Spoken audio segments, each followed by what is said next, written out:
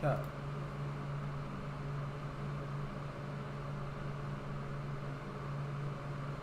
Two live streams.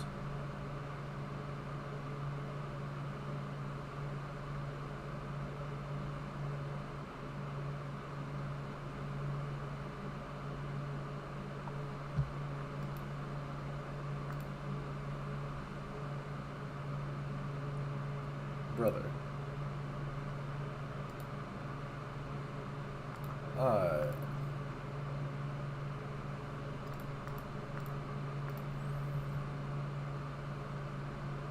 Okay, we're good. Good.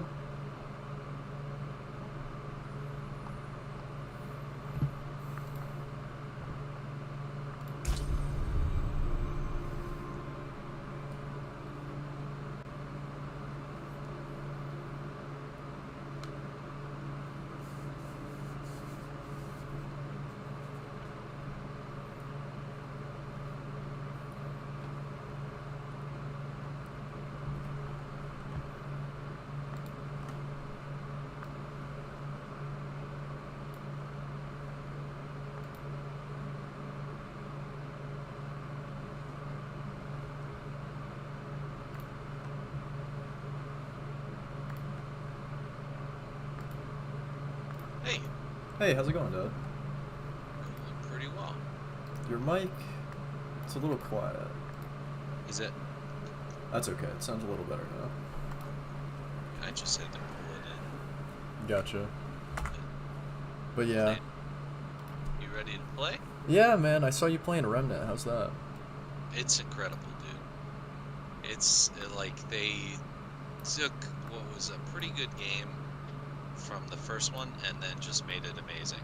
Fair enough. It's very good.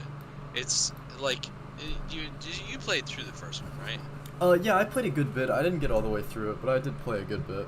So like you know how it was all pretty much randomized? Yeah, it was like a roguelike Okay. kind of thing.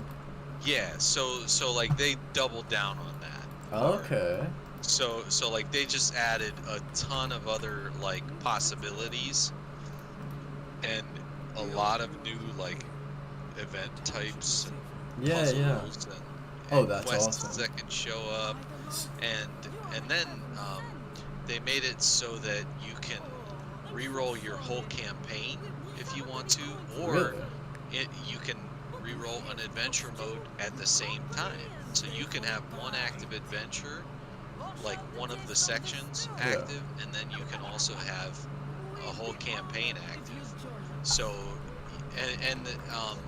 they said that it's incredibly unlikely that two people playing through the game even twice would have anywhere close to the same playthrough. That makes sense to me. So like if I played through twice and you played through twice, Yeah. we would still not have played the same stuff. Yeah, that's awesome, man. Yeah. See, that makes sense to me though, because like if I think about like a Binding of Isaac run, like 2 runs in a row are completely different. Like that's definitely possible. Just make the game around that. And like I can go over to the stone, and I can just like if there's an item I want, I can just like find somebody doing that zone, and like just multiplayer in with them. Yeah, that's sick. Yeah, that's the thing that really like bothered me I about could fill the out first my game. build too if I want, Right. like, easily. Like the first game, you sort of like run through the game, and it's kind of just like room after room with a different amount of enemies in different spots. Like there's a lot you can do with that format. I feel like they were missing out. Yeah, it definitely didn't have like the variety that they wanted. But I mean, like it was also like a much lower budget too. But this thing, like it's a much longer game. The builds are way more in depth. So like you remember the archetypes from the first game. Yeah, there was a little bit of variety.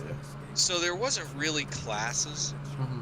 Pretty much you just started with like a weapon and armor loadout, and that was it. Yeah. So in this one, there's actual classes, and the classes have their own abilities and talents and traits and stuff. Mm-hmm. And then you can put on not one but 2 of them.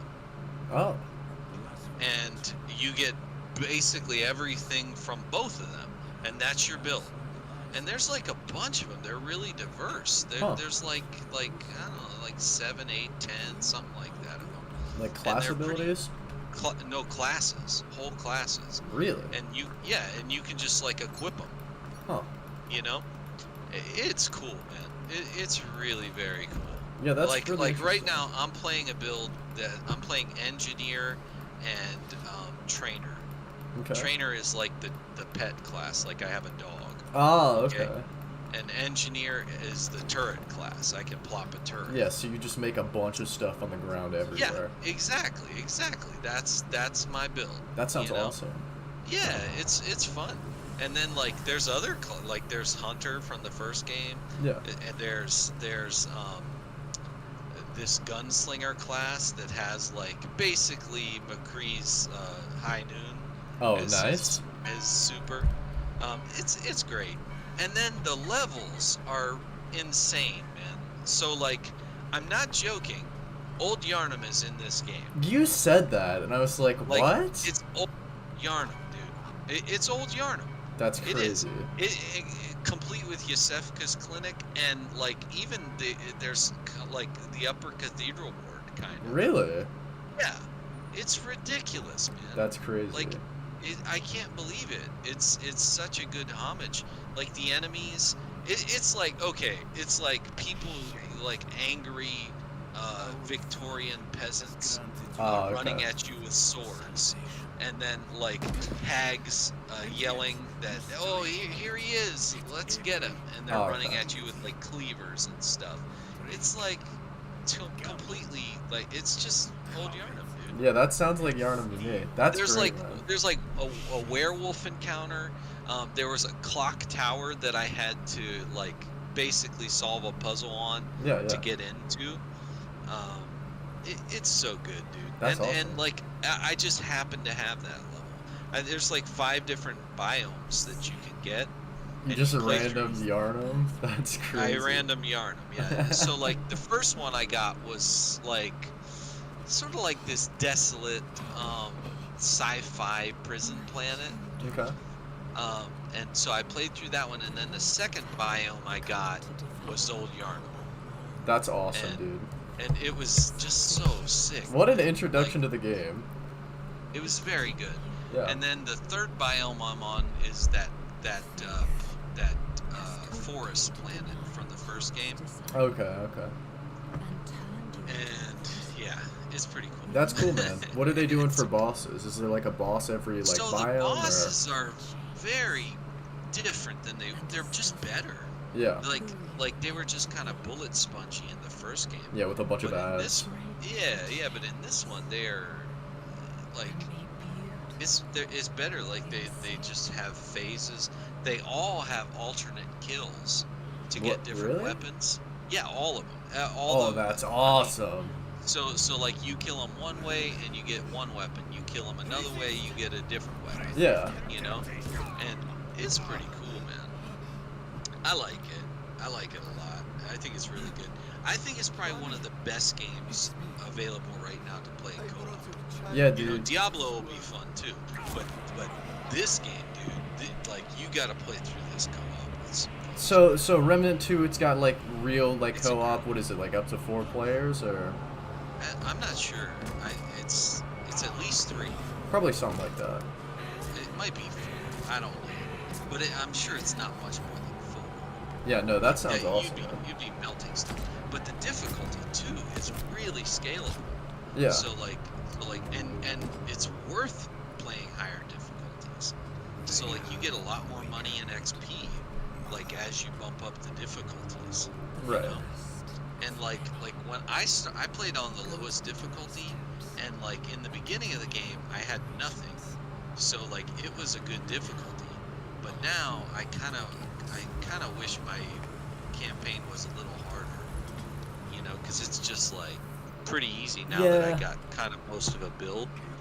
But you know, I'm gonna go ahead and finish the campaign like this, and then maybe re-roll a campaign at a higher difficulty and go through that. Yeah, what a cool idea, man. So like the entire game, excited. It's like a real campaign, but it's just a roguelike. Yeah. Like you get random stuff.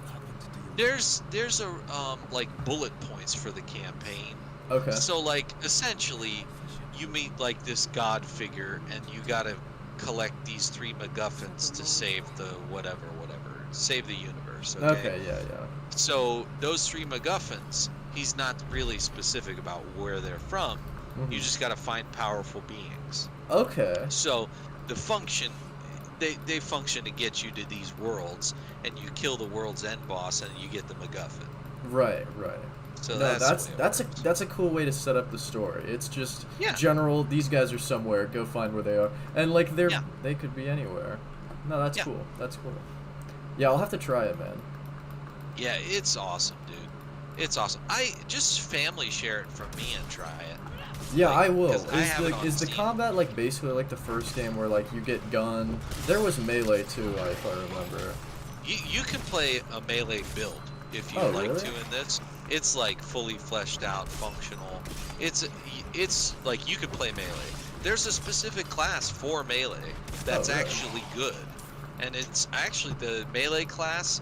It like all the YouTubers say it's like one of the best for soloing because Okay. its ultimate ability, if you die, you just don't die. Oh, it just gets a revive? Yeah. Well, what it does is instead of dying, you go to 1 health, Oh, and okay. and then like it's on a cooldown after that. So Right. you just get like a free die, like it's just a cheat death ability. Yeah, no, Like that's that's always completely gonna be the broken. best. Yeah, yeah. Especially in And a also roguelike, man. like all the perks and stuff for the class. It's like the close range class. Right. So it's pretty good. The other class, there's another starting class that's just the healer, and that's actually the other really good solo class because you can just heal yourself with your ability on your gun That makes or sense. on your class. I mean, so like that means it just charges all the time. Everybody else, you have to use your limited potions, and like you only start with 3 of them. Yeah, You know, yeah. so it's just way better. I'm in Diablo if you want to jump in. Yeah, I'm still in like the first area. Let me get to the town. Okay. Um, Yeah, I don't care. yeah, I I can just kind of just opened toss it me the an other day. invite. Okay, wait, hold on. Social? Do I have to add you in Diablo? I feel like I should have you on. I Yeah. see you as offline. Are you not are you showing as offline In Blizzard? No, I don't think so. yeah, because it says offline for you. Let me see. Oh, it is offline. Online. I don't know There why. you go.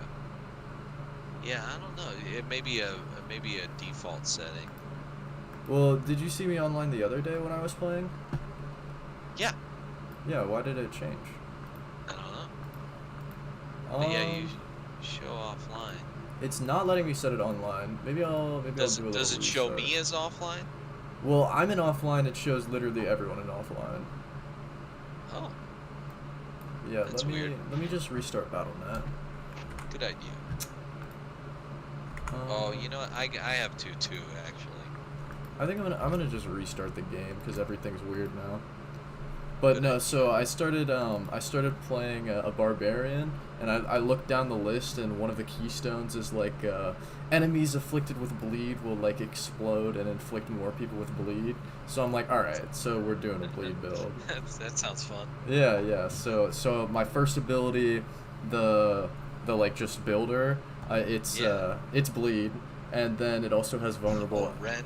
Yeah, Rend? Rend, Yeah. I think. And then the second ability, it's like a cleave, some kind of cleave. But Yeah. that might also do bleed. But yeah. There's an ability later on that's basically like Kratos' like chain sweep. Yeah, where he you were just, like, saying that, sweeps the man. whole. There's a whole build around it. Dude, I was looking It's- for the hook. You were saying there was like a hook ability. Wujo has a build for it that's really cool. Yeah, dude, I want the get Oh yeah, over here there is a thing. hook. Yeah, there is Yeah. a hook ability that's cool too. That's sick, man. I want that so bad. Yeah, Okay, everyone's online now in BattleNet. cool. Let me see about adding you. But yeah, dude, this game looks great. My one friend, I was asking him about it, and he was like, yeah, I don't want to play it. I don't like the art style. I feel like they could have done better. And I'm like, I kind of get that. Like, watching trailers, it looks kind of mid. And then you open the game, and it looks great. Like, it looks amazing. Like with a monitor in front of me, like, it looks way better than I thought it looked. Yeah, it's an incredible looking game, dude. I think that it's in the details, really. Yeah, exactly. I mean, you don't know how good it is until you like play something like even Path of Exile, which looks really good. Like you put it up against this, and it does not look as good as this. Yeah, Path of Like Exile. the details, man. Path of Exile is incredible, but It says failed to load friends list. Let me try to add you. Mine did too. I'm gonna try to add you straight up in Diablo 4. Can you send me your It's telling BattleNet? me to add a friend. Yeah. This is wacky. Here, I will send you mine as well. This is wacky. I'm thinking it might be because I'm not out of the tutorial area. It hasn't really tutorialized. No, it's not. It's something's going on. There's a message on the Blizzard launcher. It says login to the Battle.net desktop app is currently unavailable. However, you can continue to use Battle.net in offline mode to launch and play games that are available. Man, why's it gotta be doing this right now? Yeah, so that's what it is. Just the launcher's down? Yeah. So yeah, that sucks, man. Yeah, it does suck. It's pretty dumb. Currently unavailable. Yeah. Well, I guess I'll keep playing, whatever. Yeah. Well, if I can't play with you, I'm gonna go over to Remnant. Yeah, that's fair, man. Yeah, go ahead. Sounds like, awesome. I was having fun. Well, I don't know. Maybe I'll actually play I'll play my. I got a Necro I was playing that was pretty fun. Yeah, you were saying that. That sounds cool with like the death thing where you like pop people and they die and then it like spreads. Yeah, it's pretty fun. Sounds awesome. There's a lot of cool builds. Necro's pretty cool, but Druid's still my favorite. Gotcha. Yeah. It's got so many cool builds. I love the rogue, but I didn't want to play the rogue again. I played too much of the rogue. Dude, you should make a druid as your like alt though. Yeah, I'll probably make another character. Man, druid's so fun, dude. I love it. Yeah, definitely. I just played a ton of it in the base game. The preseason. Yeah. So like I gotta play something else. Gotcha. But it's fun, dude. Like, and there's so many cool builds. Like there's like just the bear build with like the shockwave stomp is really fun, man. Yeah, that sounds cool. Really fun, and like you get that basically for free. Like everybody gets that one. Like all this, like 90% of the aspects are right from a dungeon. You know, it's really an easy build to make. And then that werewolf build with the tornadoes, dude, that is hilarious. Yeah, you're just throwing some tornadoes of the most everywhere. fun I've ever had. Yeah, it's ridiculous. It makes no sense at all how fun that is. You're a werewolf, but also you throw tornadoes everywhere. Right. I love it, dude. It's great. It's really good. When I picture druid, I don't really think about that, but I suppose it is a druid kind of thing. They just use matter. I love it. And then like there's caster builds too, but like pretty much both of all of the endgame builds revolve around either staying a bear 100% of the time or staying a werewolf 100% of the time. That kind of makes sense. So far, I mean, I don't know. You know how it is. Like they'll nerf stuff, and then like the meta will change. But for like the preseason, everybody was either doing like a full werebear build or a full werewolf build. But nobody was using either of their abilities. They were using spells. So like the bear build, it has something that turns its earth spells into werebear skills, so you can use earth spells. Right. And then the werewolf has a legendary that turns werewolf abilities or storm skills into werewolf abilities. Yeah, I really love that like every like build has like mostly transformative stuff, where like it completely changes your entire playstyle. This is what this is. Definitely. Yeah, that's awesome. Definitely. I feel like games are scared to do that. Like what you get is what you get. We're not gonna change that. Sorry. Like nah, man, get weird. Who cares? I agree. agree. Especially I a think, game like this, man. Like, there's no need to balance. The PvP is like a joke. Don't worry about it. Just make it fun. Yeah, no, I totally agree. That's just the way it should be. Yeah, just man. like, you know, I mean, I get it. They want the game to be like not overly easy. Yeah. So like there is some balancing they have to do, but like, you know, go easy. What I feel about that is like if people break the game, just make harder content. Just make really hard content. See, that's what they should do. But making content is expensive and hard. Yeah, that's true. And also they definitely already have a ton of content that they've made that they want you to pay for. Oh no, in an expansion, or something. So you know, I mean, it's Blizzard. So you're right, it is Blizzard. They have to. I mean, I promise you, how much content do you think they have available that they could dump today if they wanted to? They probably have like at least an expansion. At least an expansion. Yeah. Well, I don't know about an expansion, but they could certainly do like a zone. Yeah, like a few dungeons, maybe some big bosses. They certainly have that they just cut and they're like, nah, maybe later. Yeah.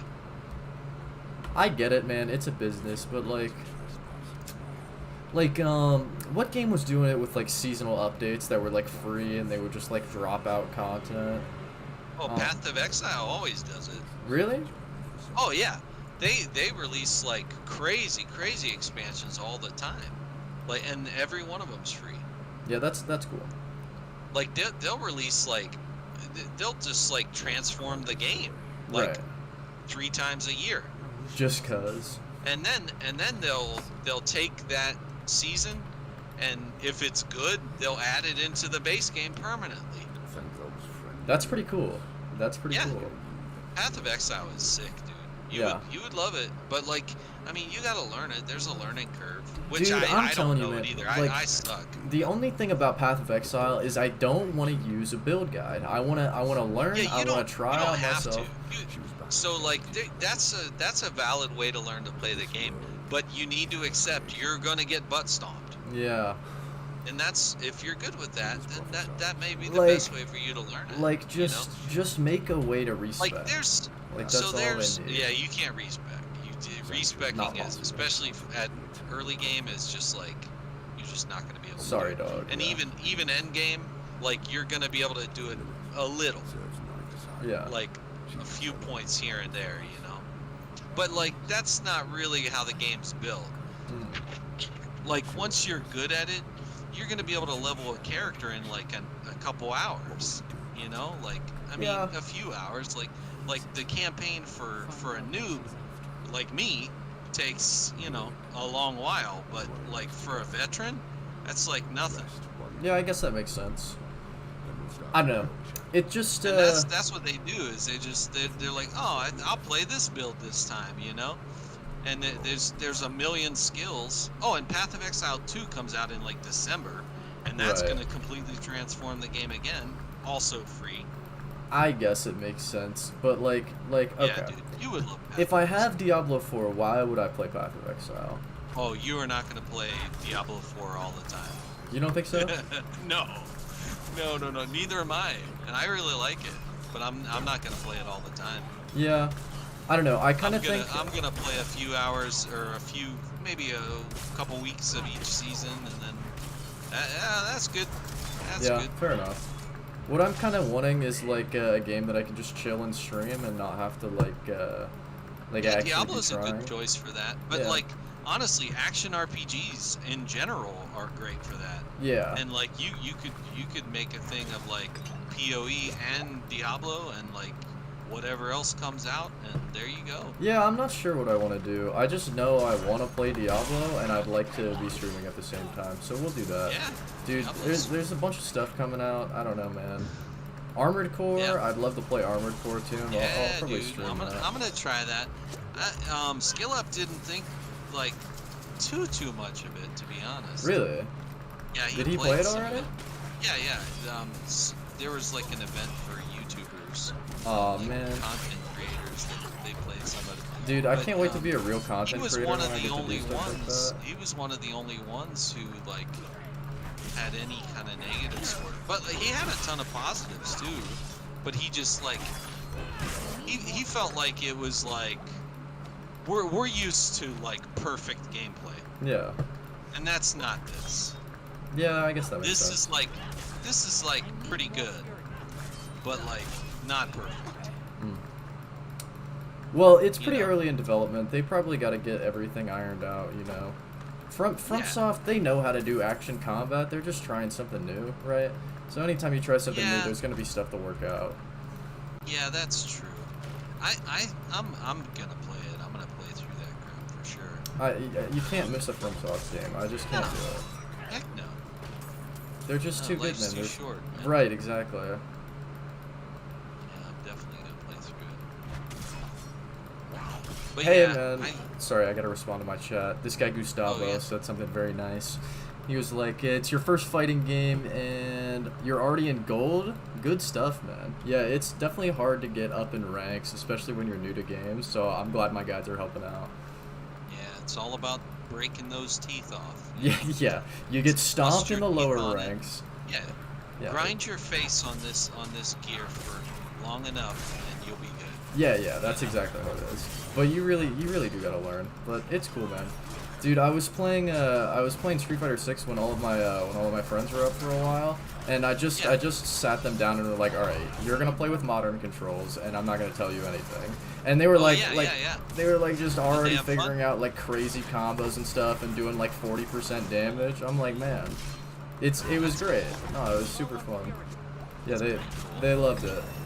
I don't know if they ended up buying it or anything because games are expensive, but they had a great time. See, again, like, I hear you say that all the time, and, like, dude, Path of Exile is free, and you can play it with your friends. Fair enough, man. They play random crap. Like, they play stuff we've had forever, and, like, League. Yeah. Because League is always free, League's competitive, League's a bottomless pit. Yeah, that's what they always go back to. It's just so stupidly good. No, it is. Yeah. I was telling Carter I switched all of my controls in Diablo 4 to like League controls. I got all of my abilities on QWER, and I'm like, that's smart. Yeah, so I'm just playing League, but grinding. Yeah, no, it's cool. I might stream League at some point too. And it feels like it too, doesn't it? No, it does. Yeah. Like Path of Exile doesn't feel quite like League. Yeah. Because like. You're avoiding stuff, but like they don't have wind-ups quite like Diablo Dude, has. that's what's so cool about this game. You like fight a boss, you like see him wind up, you're like, all right, I'll roll out of the way. Yeah. Like, it was never like that. I don't want to be there. Yeah. No, Diablo 3 was just numbers. Yeah, you're like, all right, he does this amount of damage. There's big red puddle here. Don't stand here. Okay. Yeah. If I do enough damage, I will win the boss, and that's kind of how it is. Yeah. But no, this game's cool. Like, you definitely learn the boss, you improve. I'm really liking it. It feels almost like a Souls-like in some ways. Definitely. Like, there's especially some of the campaign bosses. Like, there's some of the campaign bosses that just feel like a Souls boss. Yeah. No, that was really fun. I wish there were more bosses, honestly. Like, at the end of a dungeon, just put a boss. Why not, man? Even if you gotta reuse some bosses, like, even like Elden Ring did that a little bit, where they were, like, reusing bosses. Like, I totally get that, you know. It's especially a game that dense. You're gonna reuse some content, but man, they reuse so much content in this game. But do like, but I'm not complaining though. It's a lot of fun, man. Yeah. I really like it. The amount of build variety they have, man, it's unique enough that they can reuse some content. Like, you're trying to make your character cool and fight a couple of cool things. Yeah. All right, I made it to the first town. Cool. I still don't have a friends list. Yeah, I'm thinking it's probably like that for me too. Yeah, still. Got no friends. So annoying, man. Yeah. Come on, BattleNet. The first day, I'm like, let's stream this game. No. Yeah. Of course not. But that's kind of how it goes, huh? I mean, you know, Murphy's Law. Right. Why did Murphy have to write it? He was kind of a smart guy. I guess.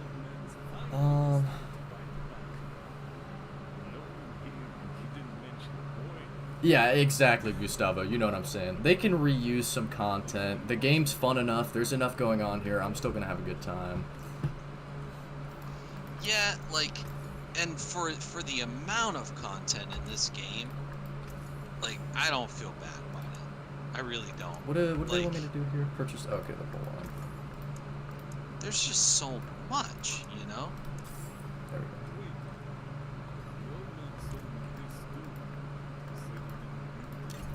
Yeah, man. Dude, I was having so much fun when I was getting into the build crafting a little bit, and I started having my build go with the rogue. Like, it gets fun so fast, man. Yeah, and like the legendary aspects, like you start building those, it like gets very deep. And just very fun, man. Okay, I got another skill point. I still need to transform my skills. Yeah.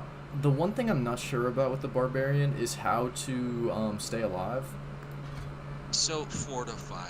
There's nodes down the line. Fortify is kind of what you're gonna want. I've seen berserking, and I've seen his. Just go up to keyword search and search fortify and look on the tree and see what there is. Search. That's pretty much what you're gonna be doing. Fortify. All right. Yeah. Clear all. Fortify. All right. Done. Right here, Rallying Cry grants you 10% base life as Fortify. Okay. Yeah, that's what you're gonna use. It's the same thing Druids use pretty much. Fortify is really good. It just puts like a little sheen over your health bar, which is functionally a shield. But it's really good. You can get like double health out of Fortify pretty easily. You know, and like it's pretty great. And then there's a ton of stuff in your Paragon tree, like after 50, that is gonna help with all of that survivability stuff. Oh, and the best stat for survivability, hands down, is armor. Okay. So anything that can give you armor is the best survivability in the game. Gotcha. And there's also an aspect, disobedience, that you can. It's universal. You can get it. You can put it on pants or chest pieces, and it just gives you armor over time. Basically, being near enemies gives you armor. It got nerfed in the patch, but it's still the best survivability. Gotcha. So, and it's from a dungeon, the base thing. So, I would just grab that one first thing, and then throw that on a pair of pants or something, or I think it could go on amulets too. Throw it on an amulet, and you'll just live forever. Gotcha. Yeah. The other thing, so the like keystone I'm working for is has to do with bleed and crit, and there's not a whole lot of crit, but the one thing in the skill tree that definitely does crit is Iron Maelstrom. Is that the chains thing? It says attach chains to each of your weapons and perform an attack. That's it. That's the Kratos thing. Yeah, that's sick. So this is going to be the Kratos build. Awesome. Cool. That's the alt. Okay. Okay. Yeah. That's cool, man. That's just a fun sounding build, dude. Yeah, man. Every time I play a game like this, I always look at chain reactions, because I think chain reactions are just like the most fun way to deal with a game that has to do with large herds of enemies. So I see the chain reactions keystone, and I'm like, all right, that's it. There we go. Time to go. Yeah, that like big explosions, man. Like that's just fun. No, it's just good. It's just good. Like, you can get a lot of damage. You could do whatever, but you know, exploding an entire pack after you do like 2 abilities just feels great. It's so good. Yeah, you can't beat it, man. Can't beat it. Exactly. That's good stuff. ARPGs, man, like that type of stuff is why you would love them. Yeah, I actually do like the build crafting. The thing I realized about myself is, so like whenever I play a game and somebody's like watching me play, I don't like reading because I feel like I take too long to read. So then for the longest time, I just didn't like playing RPGs because I would not read the things and like just take a minute and see what I wanted to do.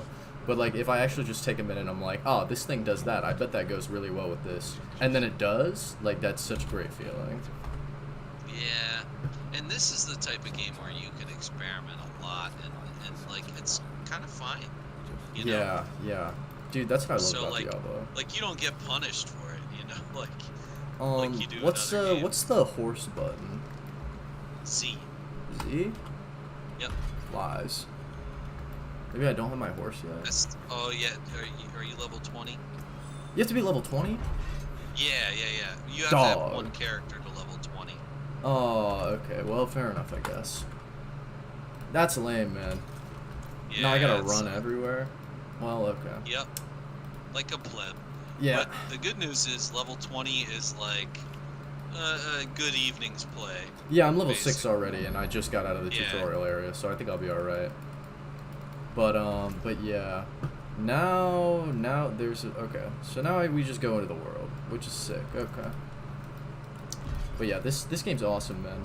Dude, okay, Yeah, how are you gonna tell me BattleNet is down and I see other random dudes in my lobby right now? You're literally lying. So BattleNet is like the matchmaking part of their service, though. Okay. You know what I mean? So like that's what's actually down is the ability to matchmake. So they can put people in my lobby, but I can't? Okay, I get it, BattleNet. Yeah. So dumb, man. But whatever. Yeah, it's annoying. But yeah, I watched a couple of the cutscenes. I was paying a little bit more attention to see if the season would change anything, and they just look so good, man. Like, cool stuff. Yeah. The story seems to be going places. It's just it's hard for me to pay attention to the story when like I want to run around and like kill stuff as fast as possible. Yeah. The story's like the main story is really good. Yeah, man. I liked it a lot. Like it was like way better than Diablo 3. Diablo 3 was like your standard placeholder like ARPG story. Yeah. So there was nothing to it. Right. But you know, they went for a real story this time. Yeah, they absolutely did. So, Dad, this guy Gustavo is asking about Baldur's Gate 3 in my chat. I don't know anything about Baldur's Gate 3. Well, I know a lot about Baldur's Gate 3. Baldur's Gate 3 is incredible, dude. Yeah. So, like if you were ever interested in getting into, like, a tactical RPG, they call them CRPGs. Okay. So tactical, if you're ever interested in it at all, this is the game for it. Okay. This is the game to try. So like, and it's the same developers who made Divinity Original Sin 2. Oh, okay. Which is just a ridiculous classic of the genre. Yeah, that's so I hear. So essentially, it's like an everything RPG. Like you can act out like every fantasy trope that exists. Okay. In this game, and the way combat unfolds is turn-based, but like it uses the D&D rule set. Right. So like it's all role-based, but it's so user-friendly in the way they lay it out, and there's a pretty good tutorial too. Yeah. So like this is just a really good on-ramp for the genre, and the also like one of the big roadblocks for people usually for games like this is like creating a party. And things like that. Yeah, and then you gotta maintain like 6 people's stats and armor and stuff like that. Well, so the party, like you can just not make one. Fair enough. Because like they have pre-made characters that are all have their own intricate storyline and stuff. Yeah. So it really kind of behooves you to maybe not make custom characters and use the ones that they made because they're really good and really cool and quirky. Fair enough. So it is pretty cool. Dude, man. that's always the thing that like just I couldn't do in a game like that. Like when you have to. So like putting like stats and armor for my character is enough thinking for me. I don't want to have to do that for 6 other characters. I'd so much rather that just be taken care of. I picked this character. This guy's the healer. He's a healer now. That's what I want. Well, this one you do have to make all those choices, like once you do have your party fleshed out. But there's only 4, you know. Okay. It's pretty manageable. The choices you make also. Like, you don't level up, like, constantly. You level up, like, you know, not all the time. So it's not as if you have a ton of these choices to make anyway. So, wait, I think it's pretty manageable. There's this chest that's locked. Is this that one kind of chest? A silent chest? Yeah, you need one of those keys that you get from the vendor that uses the opals. Not worth it? They buffed them actually. They're okay, pretty cool. good. They're supposed to be pretty good now. I'll have to see. Yeah, I have a hard time spending resources in general because I'm like, if this isn't a worthwhile use of the resources, I don't want to go back and get more. Yeah. So they tried to make everything just better, and I think they did pretty good. Dude, holy crap! This slash ability I got, it just kills the whole pack for me. Like everyone bleeds, they're all dead. Rend, so good. Yep. That'll do it. No, it's and cool. then you're gonna want probably a mobility too, like leap, heroic leap or whatever is pretty good. And then there's charge. Like I would probably take one of those too. What the heck is this? An event? Hold your ground. It is an event. Okay, bet. Oh, in the dungeon. This looks new. There's a dude dead on the floor. And it's like I gotta protect this guy. I don't know if it says seasonal. I don't think it did. It's cool though. Nice. But Baldur's Gate 3, like it comes out August 3rd, and I'm definitely okay. It's very cool. I'll have to see. That's definitely not a game I would play on my own, but it's something also I might like. It's also like pretty sandboxy, honestly. And what I mean by that is just like there's many different types of interactions you can have with different characters, and like a lot of the game isn't even combat.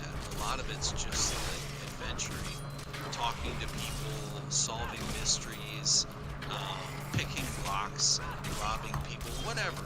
It's a sandbox. You can kind of do different things that you want to do. That's cool. And there's plenty of combat too, but a lot of it's not combat. A lot of it's like exploring, like dungeon, diving, and like disarming traps, and finding loot. Yeah, dude, I love that part about D&D, but in a game that sounds so sleepy to me. I don't know. It's not. It's really fun. I bet it would be think this would be the game to try too. I think this would be the game to try. Also, I own it on GOG, so you could just like play it. Oh right, because that doesn't have any limit. That's sick. There's no GOG it's just DRM free. Yeah. So you could just like go, and it's cool, man. And it's been out in early access a good while, and so I've been playing it a good bit already, and it is fun. Yeah, I'll have to try it. That sounds like a Jonathan kind of game to me. Like I feel like he would love that. Yeah, he's been playing it too. Actually, I got him playing it. Oh, nice. But it's like a very D&D style game too. Oh, that's the other thing that's really fun about it. Is like the D&D part. It's very forward in the style. So like if I'm in a conversation with somebody and like there's a charisma check, a big D20 pops up in front of the screen. I have to click it, roll the die. Oh, and it gives me that plus my modifiers, and then I either pass it or fail. Right. So they're like, just so you know, this is a D&D campaign. That's what we're doing. Like they add in all the D&D flavor, which I think actually adds a lot. Why not, man? Cool. Wear your inspiration on your sleeve. Who you hurting? Yeah, I think it's pretty cool, man. But yeah, cool. I think you would like it a lot. I'll have to try it. Yeah, my dude over here, Gustavo E. Henrique, is a big Baldur's 3 guy, apparently. Oh, it's great, man. I love it. I'll have to try it. I love it. If you guys want to see it on the channel, I'll play it. Like, the issue I've been having with it is, like, I've restarted 20 times, maybe. Oh, just really? Making new starting characters, because I just want to start them all, like try them all, and just see what's fun. Like, and then also like do the best like starting level, because like there's this starting area that there's all kinds of cool stuff you can do, and like there's an optional boss in the beginning that you can just walk past, or you can kill him and get an amazing sword. Oh. Yeah. So, I like options like that. Let me try it. Me too. I like it a lot. Yeah. So it's pretty neat, man. I think you would like it a lot. It's a fun one. If ever there was a CRPG that you would like and play through, this is the game. Dude, it's just the turn-based games, man. It's hard for me to start them because I know at some point I'm going to be like, man, I really need to do something with my hands, and I'm just sitting here thinking the whole time. I don't know. Yeah, this isn't really like that, to be honest. Like, the pace feels pretty good. Okay. You know? Like, it's not like, oh, I'll do this now. No, it's like, oh, God, they're doing this. I gotta... Like, it feels more frantic than you're thinking. Yeah. If I thought of it like a D&D campaign, I think I would have a good time, because I do love D&D. It's really fun. Yeah. But it's like not really a very popular setting to play things, honestly. Yeah. Well, it should be. It absolutely should be, yeah. And I think I don't know, this could turn you around. And this developer, dude, like, they do not... Like, did you hear any of the controversy around this game? Not really. Oh my god. So, there are... there's a world boss up, by the way. I'm not really at the point to do that, I don't think. I'm in a dungeon right now. Oh, he's gone. Oh, okay. Anyway, so the controversy is that other developers are worried that players are going to start to expect this level of content from them. Oh no, that's hilarious. Yeah. And they're like, that's not realistic.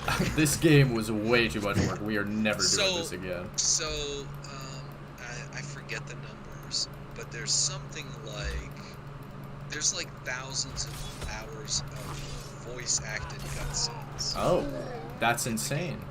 So like, every interaction is voice-acted? Every single interaction. Everything. That's crazy. Voice-acted. And which normally in a CRPG, that's not what they do. Yeah, I was gonna say, that doesn't sound right. Normally, you get your reading glasses out. Like, yeah. You know. This is a book. It's a book that you play sometimes. Yeah. That's how I was describing Disco Elysium to someone. That's yeah. voice acted now too. Yeah, 100%. And this is too. But it's cool. It sounds cool. I think you would like it. I'm really excited about it. I should give a game like that a try. I think there is a part of me that would actually really enjoy that. Man, it's just the barrier. I think like the fine-tuning, the experimentation, the just doing stuff that's cool because it's cool part of you would find so much fun to be had in this game. You're probably There's right. all these stupid interactions you can do that are just like silly and ridiculous. Yeah. Like, okay, so my cleric had this ability called Rain, okay? Uh-huh. So I was doing that tutorial boss, and so I cast Rain on him, and then I shot a lightning spell on him, and it blew up him and like kind of everybody else. Okay? That sounds great. So then like I was struggling the rest of the fight, like to keep that character that I blew up on accident healed up, you know, and it still worked. Like I still won, and it was really fun because, like, you know, it did not work out ideally, but it still was. Sort of the hitman, like, oh, you did something stupid and now you got to figure out how to deal with it. No, that sounds great. But also, like other times, like another time I fought that same boss, actually. I did the rain thing, and then instead of using a lightning spell, I used a frost spell, and it caused all the rain to freeze. And then the boss was slipping on the ice. That's amazing. Like, he did, like, no damage. Dude, okay, you know? Stuff like that sounds really fun. Because now you're actually thinking about what would happen, what could happen. Yeah. It's not just, you know, playing by the rules of the game. Yeah. No, that sounds awesome. Yeah, and there's tons of stuff like that. And then there's like, this town you get to in the beginning, there's this goblin raid that happens, and these goblins, one of them, they capture one of them, okay? Mm-hmm. And so this goblin, like, you're talking to the goblin, and you have tons of options. Yeah. So like I just went nuts with it, and like I just made a deal with this goblin that I would free the goblin from the cage they were in. Yeah. If they would take me to their village and get me the things I needed. Right. So I broke stuff. them out of jail, and then on the way out, everybody's like, "You're not leaving with that goblin." Dude. So they stopped me every 5 feet, and I had to pass charisma checks the whole way. That's amazing. So I passed 5 charisma checks, and then the last charisma check, I lost hard. Oh no. And it was against an NPC I really liked that was a vendor. Aww. That like he was like a good dude. So I had to he came and fought me, and I had to kill him. Man. Sorry, this is my emotional support goblin. I have all the paperwork and everything. Yeah, so I had to great. kill this dude that like I had like a nice conversation with when I walked into the town, and then it's like on the way out, it's like, well, you know, this did not work out as planned. Sorry, man. Yeah, dude, that's great. So like consequences for your actions that don't exist in most games are in this game. Oh god. And somehow they make all of your decisions feel better, like weightier. Even though you got to pay the bill on all those decisions, like you don't have to in most games. That makes it so. You know what it reminds me of, honestly? Dark Souls. Yeah. Like in Dark Souls, you know, like if I miss a dodge, I die. Yeah. And then I lose souls. You know, but that makes it so that not missing the dodge feels great. It's a similar thing. It's a similar thing, like where like the consequences for your actions being there, and you just happen to make lemonade out of lemons. Yeah. Like it's just really fun. I really wanted this goblin, but I had to murder my closest friend. Yeah. Well, he wasn't my closest friend, but he was nice. Yeah. You know. No, that's a really cool idea. And he was convenient too. Like he had like stuff I wanted, like in his vendor that I didn't, and I didn't get like all of his stuff. Although I did get some of his stuff off of his corpse, so that was kind of a benefit too. That's a win-win. Yeah, in some ways it was. Yeah, but yeah, it's oh my god, it's a good game, dude. I think you'd enjoy it. But like the issue for this year is like, how can you possibly play all these amazing games? Yeah. Like Starfield's out in like a month. I got no idea, man. Honestly, no idea. I mean, we have not had a problem like this in a while. It's been a little dry. It has been a little dry. The fighting games are popping off, so I've been good, honestly. But other than that, every other game in existence kind of sleep right now. No FromSoft games since what, Sekiro? Elden Ring. Yeah.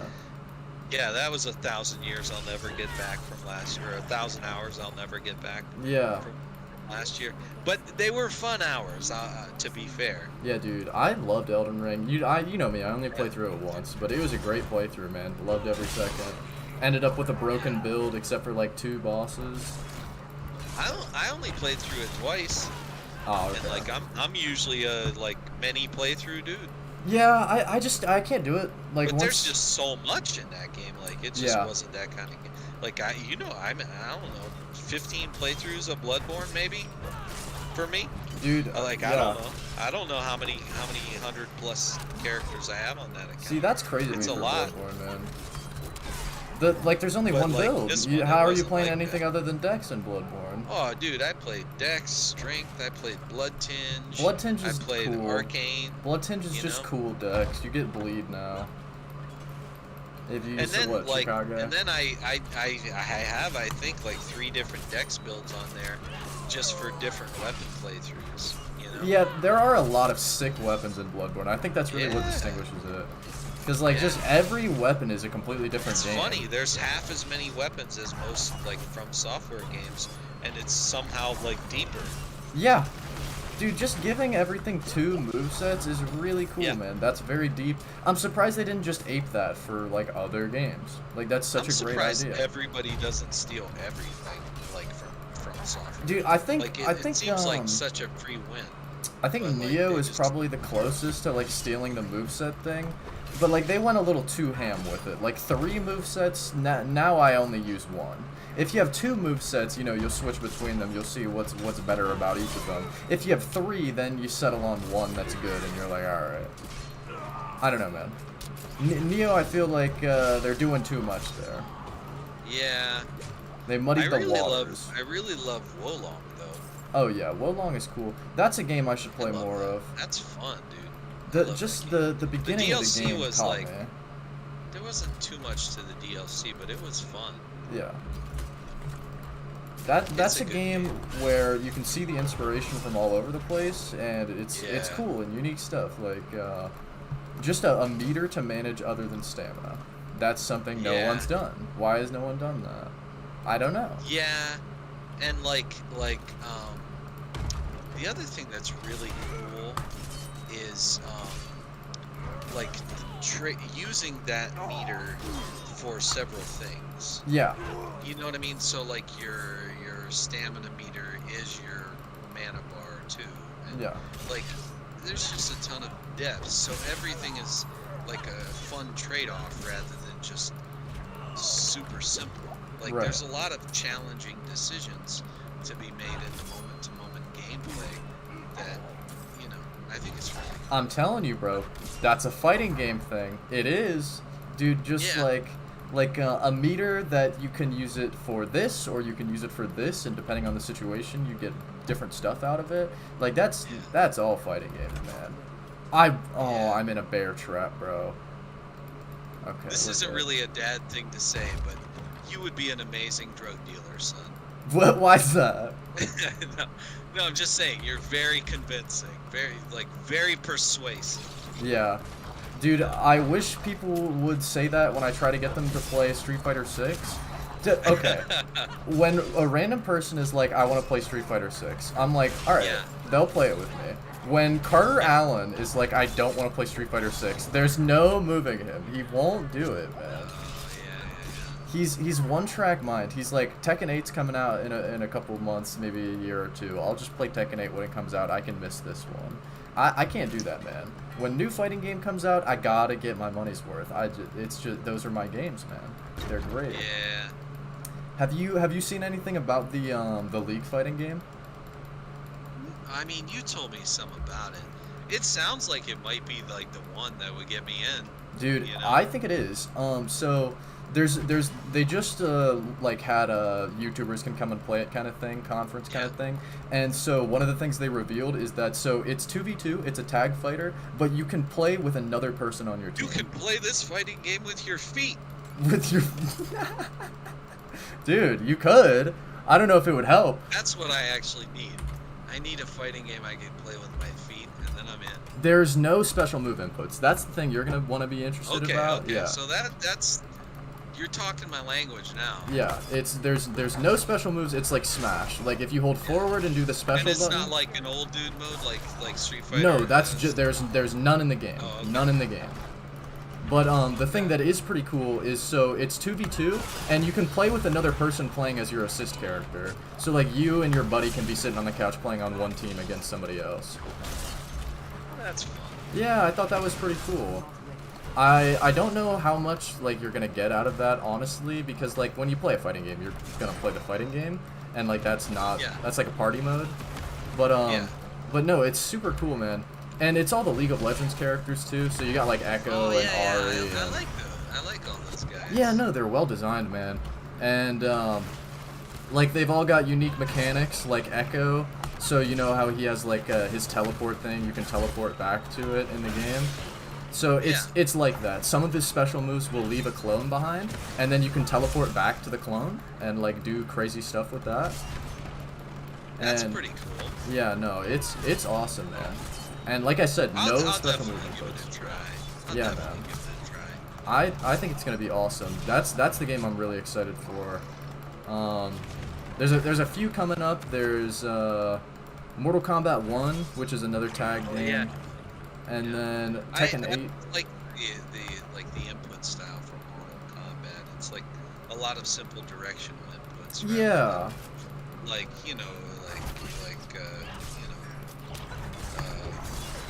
fondle the joystick in this direction, like, rapidly. You need to do the Konami code to get your fireball, and then you can play neutral exactly. now? Nah, exactly. man. I'm good on that. But no, Mortal Kombat looks cool. What's cool about that is, like there's no, like, special moves that you have to, like, cancel into. You're not doing, like, a punch into, like, your fireball. It's like you either do the string that does the thing, or you do the fireball. And, like, that's it. Okay. So I think that simplifies it a lot. It's like Yeah, Street Fighter, you gotta press the medium punch button and then cancel into your fireball within the frame window, or else you don't get the fireball, and you need that for, like, the block stun or whatever. But, like, this, you just do the string that you're supposed to do on block, and that's it. There you go. Yeah, like, fighting games generally, to me, mostly feel, like, punitive, you know? What do you mean? Like, enjoy getting wrecked because you didn't do the input correctly. Yeah, man, you know? that's what I think is holding fighting games back, honestly. Yeah, and I mean, every other game, like, you know, like, I don't have crazy reflexes, but I can play Destiny 2 and like, do difficult content and, like, be competent and feel good, you know? It's not the reaction fighting games, speed. I don't always have that feeling for me, you know? Right. It's like the floor is too high. Yeah, you gotta put a lot of time in to just get the controls under your fingers, and then you're allowed to play now. You're not really playing until then, which I think that's definitely what's holding people back. Yeah. Just like the barrier of entry is quite high. Yeah, I think that's why like Smash and games like that are super popular. And I think probably like Project L is gonna be like the most popular fighting game to ever exist. Is my soft assumption. Yeah, and they know how to do it right too. Yeah, that's true, and like, it's Riot. They put a bunch of money into, like, research before they started it. Absolutely, it's Riot, dude. Like, they're not doing this unless planning it's gonna be ahead on this massive. stuff. Like, you look at what they did on whatever their Valorant. Yeah. There you go, Valorant. Yeah. Like, I mean, you see what they did there. They copied a game, made it better. yeah. They took all the best things, added the things that was lacking, and then there you go. Here's a $3 billion. Here's a free-to-play version of the game you guys were already playing anyway, and it's a little better. Yeah. Genius. Absolutely genius. Yeah, and there's a built-in community because they all just moved over. Yeah, dude, that's true, man. And then you know what happened afterwards? Valve was like, oh no, they're eating our lunch. We're gonna make a CS:GO 2. So we have to. Yeah, they're making a 2 now. I'm like, all right, Valve, we see it. Just have to do it. Riot took your lunch money, and now you said, no, I need that. Yeah. All right, guys. Pretty funny though. But yeah, dude, Riot knows what they're doing, and League of Legends is already like one of the biggest properties in gaming right now, especially in other countries. So like, and also like they were maybe one of the only companies to be able to make a free-to-play game profitable for a long time. That's true, man. You know? Yeah. Like, now everybody kind of knows how to do it, but, like, I mean, they were doing League of Legends free-to-play for 7 years before anybody else figured out their tricks. Dude, you're right, man. First ones to do it, just skins. Know how to do it. You don't need... League hasn't profited on anything other than skins the entire time it's been in existence. There's literally nothing else. It's just the game plus skins. And it's crazy. Enormous player base. Yeah, enormous player base. That helps. That definitely helps.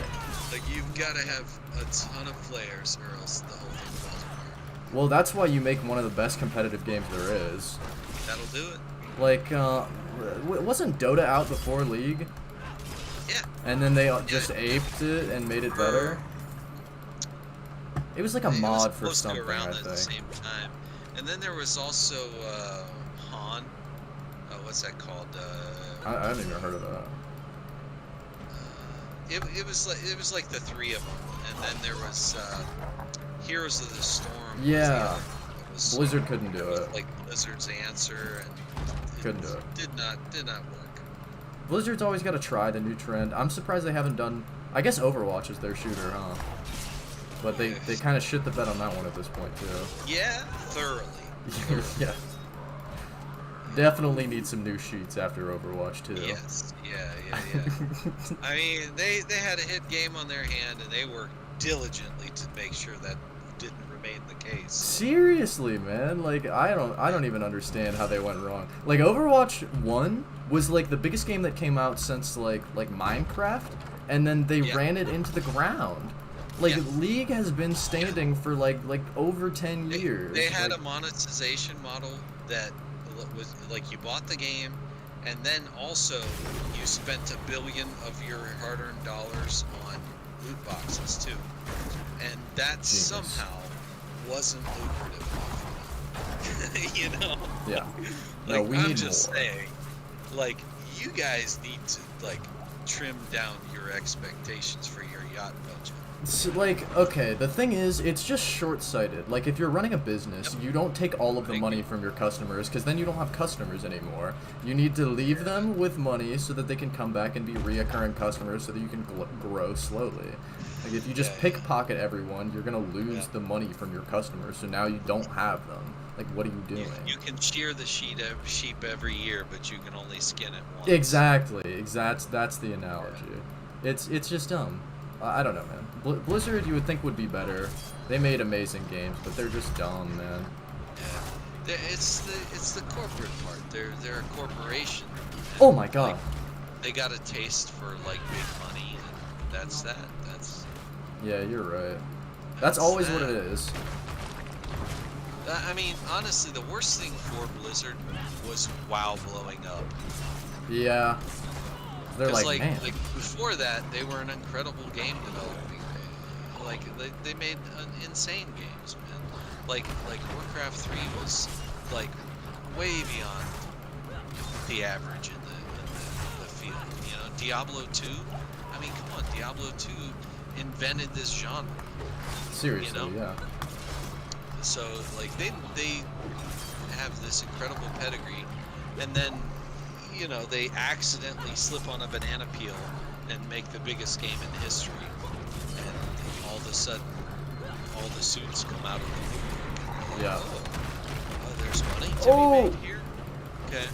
I'll tell you what, dude. This game's a lot harder on Barbarian. Yeah. Like Rogue was like super easy mode, and now I'm like sweating on every boss. Yeah. Well, that's gonna get better. Like you're gonna be like Druid, where you got to develop some defenses, and then like once you get some fortify, I'll tell you, when you're done with this dungeon, open your collection and search the disobedience aspect. Okay. And go and do that dungeon as your next dungeon. I don't know if it'll let me see it. It will. Why did I get knocked down? Brother. Okay, I need to get his health low so I can get a potion. There it is. I like that mechanic. That's a good mechanic.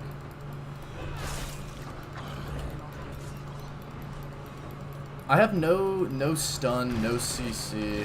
I just have really good damage over time. I did just start the game, I guess. You'll get all that stuff. Good. Like there's aspects that'll add slows to all your abilities, and you'll have everybody CC'd in no time. Dude, only having melee abilities is terrible. Terrible. I can't do damage without trading damage. Right, for now. Dead. Ah, so close. I actually almost did it there. Well, that was a lot earlier death than when I was playing Rogue, dude. When I was playing Rogue, I just waltzed through the entire game. I'm like, do you ever die in this game? Yes. Yeah, Barbarian, I will say Barbarian is one of the harder starting classes, I think. Like the first 20 or 30 levels, I think, are probably harder than some other classes. Like Rogue is like, it's known for how easy it is to level. It's like just the basic attack is what kills me. Because like I go in for a basic attack and then I get basic attacked and now I have to use a potion. Yeah. I'm not sure what I can do about that. For now, like, you're gonna have to just like try and dodge attacks carefully and get punished if you don't. But there's like once you get some defenses on your gear, then you're gonna be better off. You know. Yeah, this crap ain't easy. We're gonna have to work on this. Okay, we didn't take damage there. Good stuff. Yeah, you should try a druid too, man. I might. Druid's like, it's super fun, man. And like you can play a ranged build on the druid like until you get to a good high level.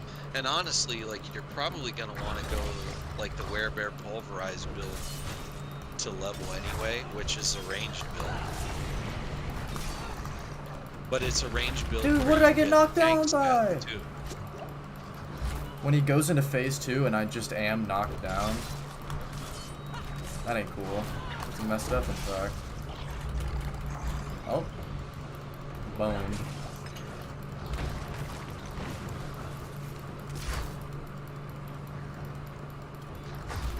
Dog.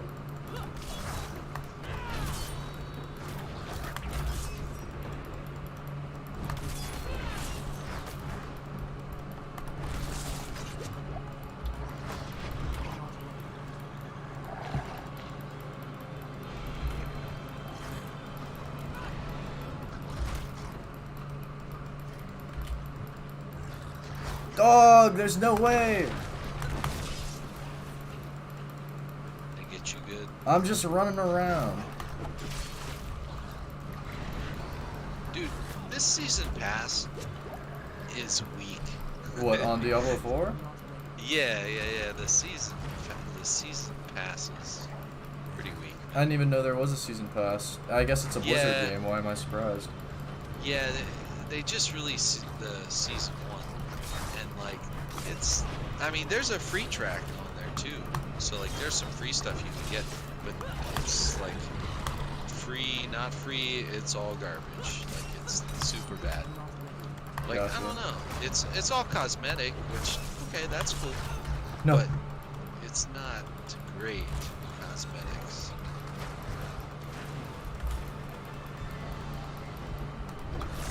Ah! He's got 1 hit left and I got 1 hit left. Oh no. Oh! Man. Gotcha. Yeah. Oh man. If I had like one more ability that did anything, I probably could. Yeah. Are you doing dungeons?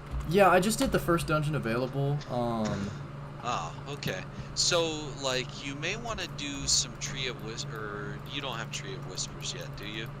Nah, dude. This is World Oh, Tier 1. okay. So I would do main quest a little bit until you get some levels. Main quest is like you'll level up pretty fast through the main quest. I know, man. Oh. Yeah. That's what I would do that for a little bit. And it'll also, the nice thing about the main quest is it'll kind of take you to all the locations. So that's pretty cool too. Yeah, I might do that. But So I'm gonna like kill if you this follow boss. the main quest, you'll get all of pretty much all of the like the locations. Yeah. Which that'll just make it easier to do whatever dungeon you want to do or get whatever aspects. And it's paced in such a way that like you shouldn't really have too much trouble with it. Whereas the dungeons are hit and miss. Like you may have, some challenges if you just do some random dungeons. I But you won't guess. if you do the campaign. I would like to be able to walk into any content I do and just win. Yeah. We'll get there. We'll get there. Dude, this is way harder than I would have expected the first random dungeon I walked into to be. It was fine the entire way through. Like, it's pretty easy to maintain yourself when you got a lot of health potions. But as soon as you get to an attrition boss where you actually take damage every time you damage it, now it's kind of like... You have to play. Yeah. It's like just math. Like, every time I do an auto attack, he does 1-2. And every time I do my, like, ability, it costs the mana. And I have to do auto attacks to get the mana back. So then he gets to do an amount of damage to me. Yeah, it won't stay like that though, but It won't. Oh no, I'm sure it won't. Cause like as soon as you get this aspect, it's over with. Like you're gonna not. You're gonna be good to go. Hang on, let me find the aspect. The only thing I would like is a way to do damage that isn't melee. Because like it's just impossible to not take damage.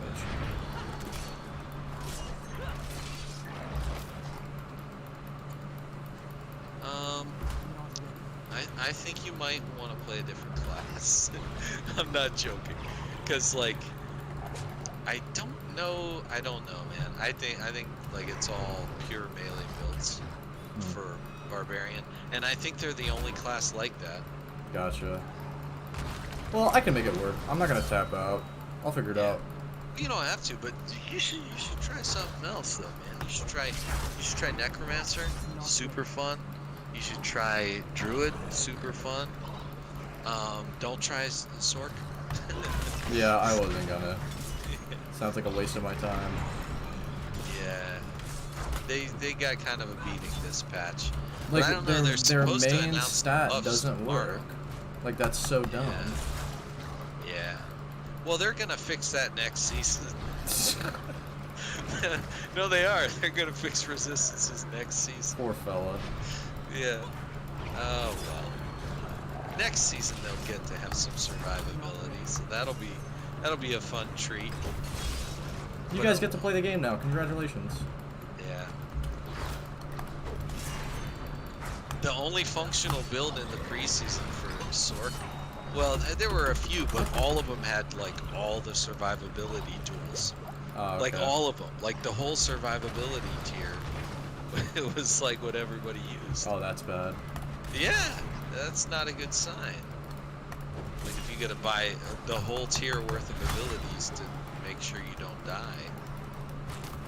And then like all of their damage is tied to CC. So like if you don't have the enemies CC'd, you don't really get to do damage either. Gotcha. You know? Okay, so the dungeon you're looking for is Halls of the Dam. Okay. It's in Kedgistan though. Let's go! I got him. Did you get him? Nice. That was not easy. But it felt rewarding, I bet.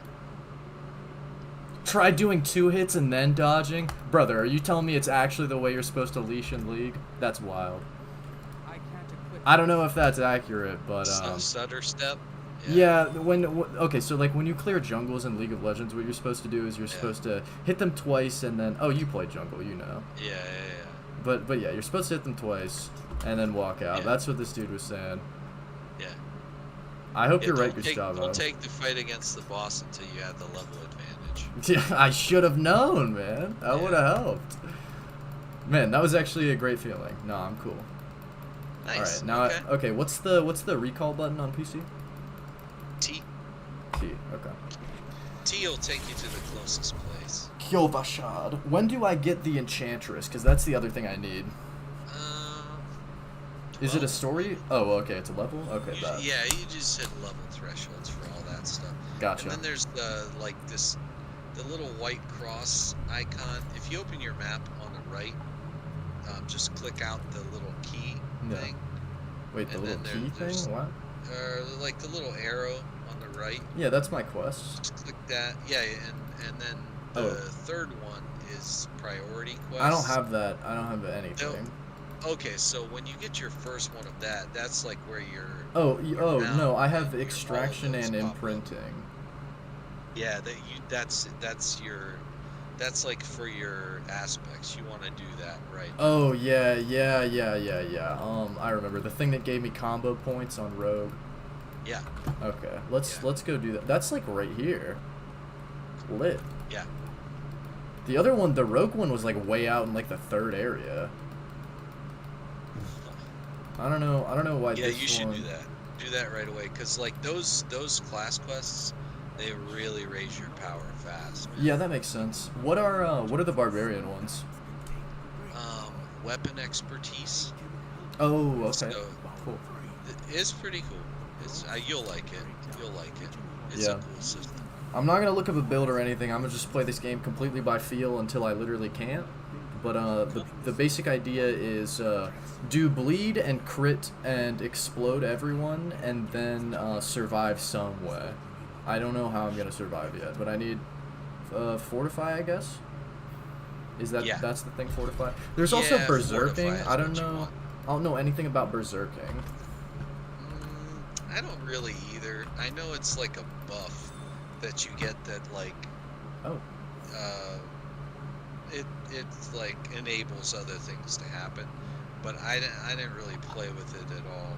Hey, this guy 42 in my chat said Wolong was really disappointing. It's like Sekiro with boring boss fights. You're gonna have to fight him, I think. I mean, I get it. The boss fights aren't as good as Sekiro's boss fights, certainly. You don't think so? No, I don't think so. All right. But I will say though, you feel way more powerful than you do in Sekiro. Yeah, I think that's true. Because you're going to be in Sekiro, you're going to be spamming your parry button. Yeah. Most likely, and hoping that it hits. And sometimes it will, and you'll feel like a living god. True. And then there's the rest of the time where you're fighting the double great ape, and you can't parry anything, and then you're throwing poop at in Wolong, you're gonna hit the parry button when you need to parry. It's gonna actually parry, and you're gonna feel like a living god most of the time. Yeah, that's and that's what I like about the game. And then you get to summon a great dragon and go. That's pretty cool. But I mean, I'm not saying it's like a From Software tier game. It's not. It's definitely a different thing, you know. But they really, I feel like, feeling powerful and nailing sort of the ninja, you know, parry god fantasy. I think they really did that. Yeah, really man. Well, you know. That was my favorite thing about Sekiro. Was like just when you were playing it right, you felt like a samurai, and I thought that was sick. It is, and like I think that's what's cool about Wolong. Yeah. Is they make you feel like that all the time.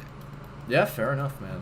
And consistently. Yeah, and you know, I do Sekiro, agree with you there. I did feel like that a lot. Like if I really learned a boss inside and out, I felt amazing. Yeah, dude, the owl, Genichiro, Ishin, all the human bosses, the butterfly, those made you feel amazing. They're all incredible. Yeah. They're all incredible. The whole game, top to bottom, is an amazing game. Like like the level design of a From Software game is like an order of magnitude beyond anything. Dude, that's the thing I don't understand. Like, what do they know that we don't know? Because, like, we've seen other developers try to do the sort of winding, looping path kind of thing, and it doesn't feel the same. It feels, like, weird and shoehorned, and you're like, this is mid. Like, I know Neo was doing that. There's, like, congressional hearings, like, right now, where they're going to disclose what they know about alien life. Oh, From right? Software is aliens. They have to be. They have to be. They just are. You know what I think FromSoft Or like does? hybrids. They're like hybrids. I think what they do is they say we're gonna make a place, and then we'll make the level around that place that we already made. And I think that's why it feels so authentic. Like going through Yarnum, you're like, this is a city. Like the sewers are where the sewers would be. You know, there's like a church, and it makes sense. But like other games are we make the level first. And also like they don't get it right on look at the level design in Dark Souls 2. Yeah. They don't get it right in every game. Those are older games though. But I think that's what helped like make them who they are. Well, like, yeah. Look at Elden Ring, and they learned that. Dude, yeah, Elden Ring. The only thing I'm not a fan of about Elden Ring is the pacing. Like getting to Caelid. Like when you're in Caelid for the first time, you just get smacked around by everything. You just run through the entire area. No, it depends where you go. Like when I went to Caelid, I didn't get smacked around. Yeah, when I went to Caelid, I just got lucky. I held the entire time. So like I went to the green area and then went down and did all of that, and then I was like, okay, I don't want to fight the first area boss yet, so let's go see what's over there. And then that's Caelid, and now you're like the second area you go to, and it's real bad. It's not a good time. Yeah, I think I did actually go there first, and I was like, nah, I'm good. And then that was the right call. That was the right call. And then when I went back, it was like kind of right. Yeah, that makes sense. I think they want you to go to Liurnia next, because Liurnia feels like scaled appropriately to me. I don't know. Yeah, I think that's the better zone too. Also, should I be salvaging everything or selling everything? Salvage right? everything until like 50-ish, and then I would start selling stuff because you're gonna need a lot of gold. Okay. But like until then, it's not really worth it because everything sells for basically nothing. But like a yellow item at your level salvages for almost the same thing as like a level 70 yellow item. Oh, okay, so I definitely should be doing that for a while. That level 70 yellow item sells for way more. Right, okay, fair enough. Sorry, this guy said something in chat. Oh, Liza P, dude. I haven't played the demo yet. Have you played the Liza P demo? No, I have not, but it looks cool. I like the vibe of it. Like the whole, like, steampunk thing is pretty great. Yeah, I gotta try that. I'll play that on stream if you guys want to see. I love FromSoft games. I haven't really played anything other than fighting games mostly, but Carter was talking about Liza P for like the longest time, and he was like preaching how he can't wait for this game to come out. I don't think he's played it yet either. It looks I was cool. glad he played through Bloodborne. Oh yeah, man. He said well, the only thing he didn't do was kill Orphan of Kos. Yeah, he said. I think that's respectable. Honestly, it's a hard boss. Like, okay, of the bosses you're not gonna kill, Orphan of Kos is one of them that I would never look down on you for. Yeah. Like Garamond, alright, you don't kill Garamond, dude. You cheaped out on Bloodborne. Who's that secret fire guy in the DLC? Oh, Lawrence? Lawrence, yeah, he's pretty hard too. Yeah, I don't think I killed Lawrence. I think I forgot about the game. Orphan of Kos to be the hardest bosses for me. Dude, I hate the stupid projectile bosses. Abridus was my least favorite boss in the game. Hated that boss. So like Abridus, you can get behind them and like between their tentacles. Dude, I remember when you were telling me that. Have their way. You can do that until they summon the lightning bolts from the sky, and then they go randomly everywhere, and you're just dead. I don't know, man. I was dodging those. You can also equip the crappy shield for that. Oh, and that shield does 50% damage reduction. It was like the exact same problem I had with Elden Beast. Like just bosses that summon crap. I hate it. I hate it. I'm trying to fight the boss, not your lasers. Yeah, I get that. I mean, you know, there was some stuff that was just. I think they changed their philosophy to some degree, like from then until Elden Ring. Yeah. Where, like, they were fine with just having some BS deaths. Yeah.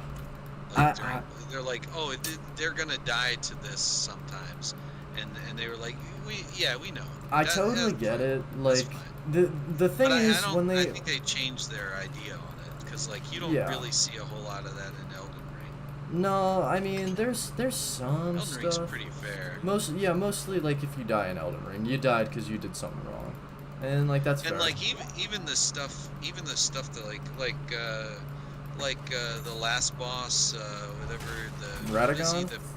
No, the second phase. Elden Beast? Like Elden Beast with his projectile BS. Yeah, I hate that crap. Like if you just stack the holy resists, like you could just tank all that crap. Like if you use that, I had a faith character and I used that spell that buffs your holy resists. Yeah. And like I just like stood still and took no damage from that. Dude, that's exactly what Carter was telling me to do on that fight, and that just feels like cheating to me. Ever. I'm like, you're cheating, all right? If you don't take damage from the boss's ability, that's not how it's supposed to be, man. Well, I took damage, but not much damage. Yeah. Not much damage. And then like I used that faith spell, the one that shoots all the needles. The insect one. Yeah, pest threads. Yeah, that's it. Yeah. And I used that, and it hits him like a million times because he has like a bunch of hitboxes in his body. Oh yeah. And it just every hitbox it runs through, it does damage to.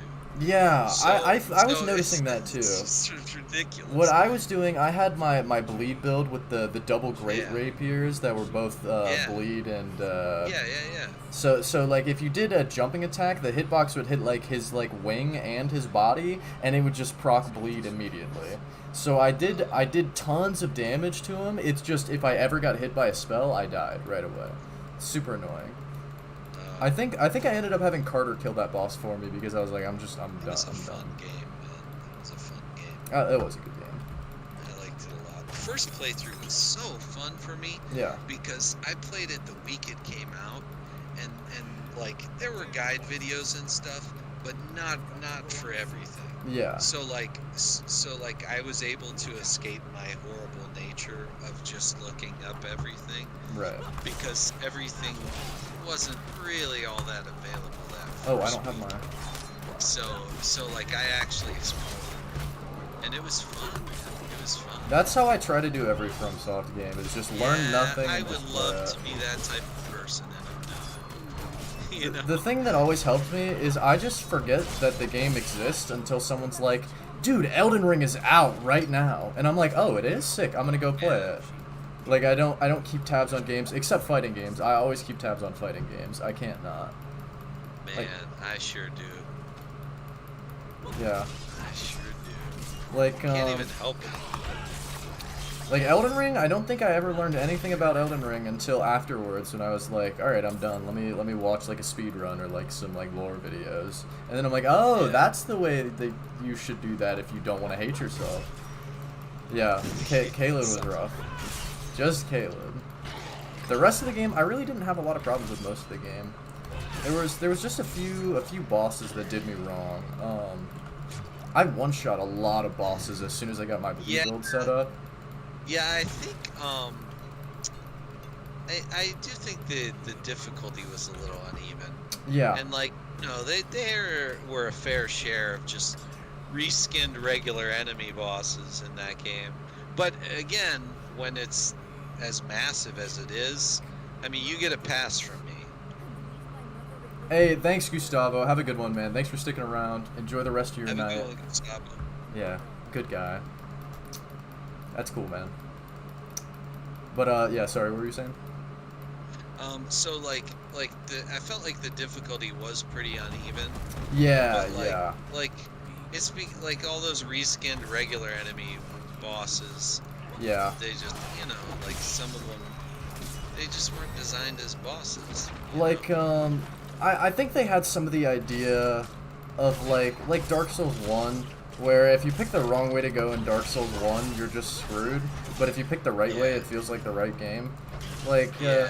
I think they kind of wanted to do that too, where like you don't go to Caelid yet. That's clearly a harder area, and like Yeah. stuff like that. Just this content is here if you want to try to break your neck on it, Yeah. you can. But like mostly, we want you to come back later. Which also Caelid, like I'm glad it was there, cause like on my sorcerer build, I just like sprinted through it and picked up all this like there's a staff that's ridiculous. Oh yeah, the one for And, Meteor like, stuff.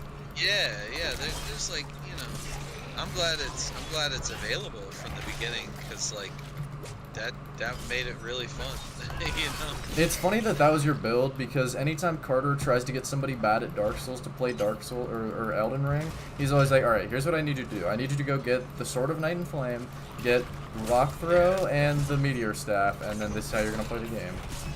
And yeah, I it's never really good. liked Sword of Night and Flame, to be honest. No? I tried that, and I wasn't a big fan, really. I liked the regular spell better. Like the yeah. Comet, or something. I think it's Comet Azure, something like that. That's it, yeah. Comet Azure. But, like, I liked that better, Yeah, that makes sense to me. Like, you're too immobile when you're casting that kind of spell, man. That's the only thing. Like, just being completely locked in for this amount of time, it's good if you can just outright kill a boss, but if you can't just outright kill a boss, you're kind of boned. Yeah. Yeah, that's true. Exploration in this game is so weird. The thing that's weird to me about it is, like, you get aspects for every class. Like, not just your class. So I'm Yeah. like, do I even bother So doing this dungeon if it doesn't help my yeah. character? Oh, you get a lot more than just that. If there's an aspect, that means you haven't done it yet. So Yeah. that means you get rep for it. Yeah. Reputations, Yeah, which yeah. is those are huge gains to your character, and actually all of your whole account, really. Gotcha. So, and Lilith statues too, massive gains for that. Like those are huge gains. So like every dungeon is worth doing for sure, at least once. Fair enough. At least once, just because of like the rep. And the rep is really valuable, like if you play at endgame. Yeah. Because you get Paragon points. You like if you grind all the reps all the way up to max, you get 20 extra Paragon points. That is a lot, huh? I think it's. I don't know. The Paragon system's cool too. I never got far enough into Diablo 3 to do anything with the Paragon system, but it looks like just more build crafting for slightly longer, basically. Same kind of stuff. Yeah, there's a lot. Yeah, there's a ton of. Yeah, there's a lot to it, man. It's cool. I like the ideas. Like, the only thing that I do find sleepy about games like this is like when you have to pick between a skill and it's like, would you like 5% bonus damage against this enemy, or would you like 5% damage reduction? I'm like, that's boring, man. I don't want that. I want my build to change dramatically when I click this button. That's what I want. Yeah. I think there's a lot of that. Oh, absolutely. In, like Diablo's build crafting. That's what I like about it. Like, just the aspect specifically. Like, your build's completely different when you put on one aspect. Like, that's what gets me excited to play the game. Yeah, it is. There's a lot. Yeah. They did well with that for sure. I think so, yeah. It's pretty cool though. I just need my stupid barbarian to get the core elements so that he can play the game. I feel like I'm still at the beginning where I'm like just scraping the bottom. Yeah, you are. But you're gonna be broken for most of the time you play this game. So. That's fine. Like I don't know, like Nightmare Dungeons, like they do scale up pretty well though. Like a hard Nightmare Dungeon is hard. I'm sure, yeah. I'm doing fine against regular enemies. Like, it's just the bosses are what's killing me. Because bosses have so much health. Mostly I can kill something way before it can do any damage to me at all. But bosses, then I have to start trading damage. And now it's kind of like rocking a hard place situation where I either do 0 damage or I take damage. And I gotta do damage to kill him, so. Yeah, I mean, fortification really is. You need some ways to build that up. Yeah, I think that'll help. You know.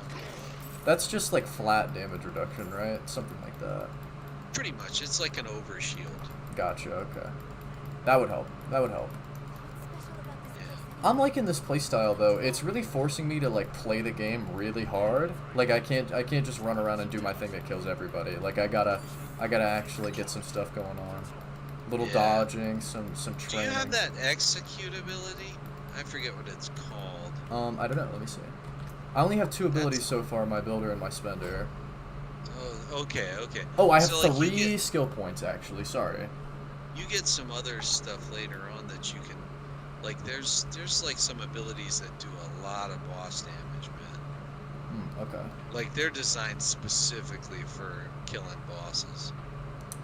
Oh, here's a fortify right here. Strategic Rallying Cry grants 10% base life as fortify. While Rallying Cry is active, you gain additional 2% life as fortify. That sounds like what I want to do. You want that. There's another one that has fortify too. Okay. Yeah. So like anything you're going to be doing regularly that gives you fortify, those are the talent points you want in. So that's how you'll survive. There's another skill that interesting. So it's like a barrier, and it says while Iron Skin is active, you heal for 10% of its original amount as life per second. That also sounds good. Just healing. But they're on the same skill. I don't know. Maybe I'll get Fortify. I think Fortify long term is going to be better, but like while leveling, like life might be better. Gotcha. Just because you're not going to have a ton of Fortify until later. You know? So like if you could have a little bit of Fortify or a little bit of life regen as your only defense, I think a little bit of life regen would be better.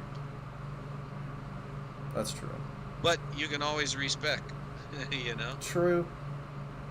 Yeah, Fortify, it looks like the only thing it does is you take 10% reduced damage. Oh, you become fortified when you have Fortify as current life. I don't understand what that means. Say it again? So, okay. The description for Fortify: fortified characters take 10% reduced damage. You become fortified when you have as much Fortify as current life. So, like, Fortify is a numeric value. When you get it to equal your health bar, you become fortified, and now you take 10% less damage? Yeah. Okay. Yeah. That sounds terrible then to start with. It reduces as you take damage. So like it's a lot of damage reduction though. Gotcha. Yeah, that sounds like it would get good, but I don't think it's gonna start good. No. It fortifies late game, like it's how you're gonna live. Gotcha. I think I'm gonna go with the healing one. Yeah, I think that's the best choice for now. So like you're gonna probably want some healing late game too. Yeah. Just like in case, because you're like unless you have some ridiculous broken build, you're gonna be taking some damage from time to time. I sure hope so. The goal for any game like this is to just get a build that plays the game for me. If I can do that, that's what we want. That's it. Yeah, well, I mean, those existed. They did their best to nerf them all. Oh, you guys are having fun? Stop that right now. How could you? Yeah, they do have detailed, like, fun detection. So. This character seems to be having too much fun. We're going to need to target ban him right away. Sorry. Yeah, this is not okay. This is not okay. So weird, man. I love Blizzard, but they always be doing stuff like that. Always. Yeah. Like, you know the Shaco bug? Oh, yeah, the thing that gave you all stats? Yeah. Well, there was a bug in Helltides where, like, Helltide is like every other hour, basically, just like the big event.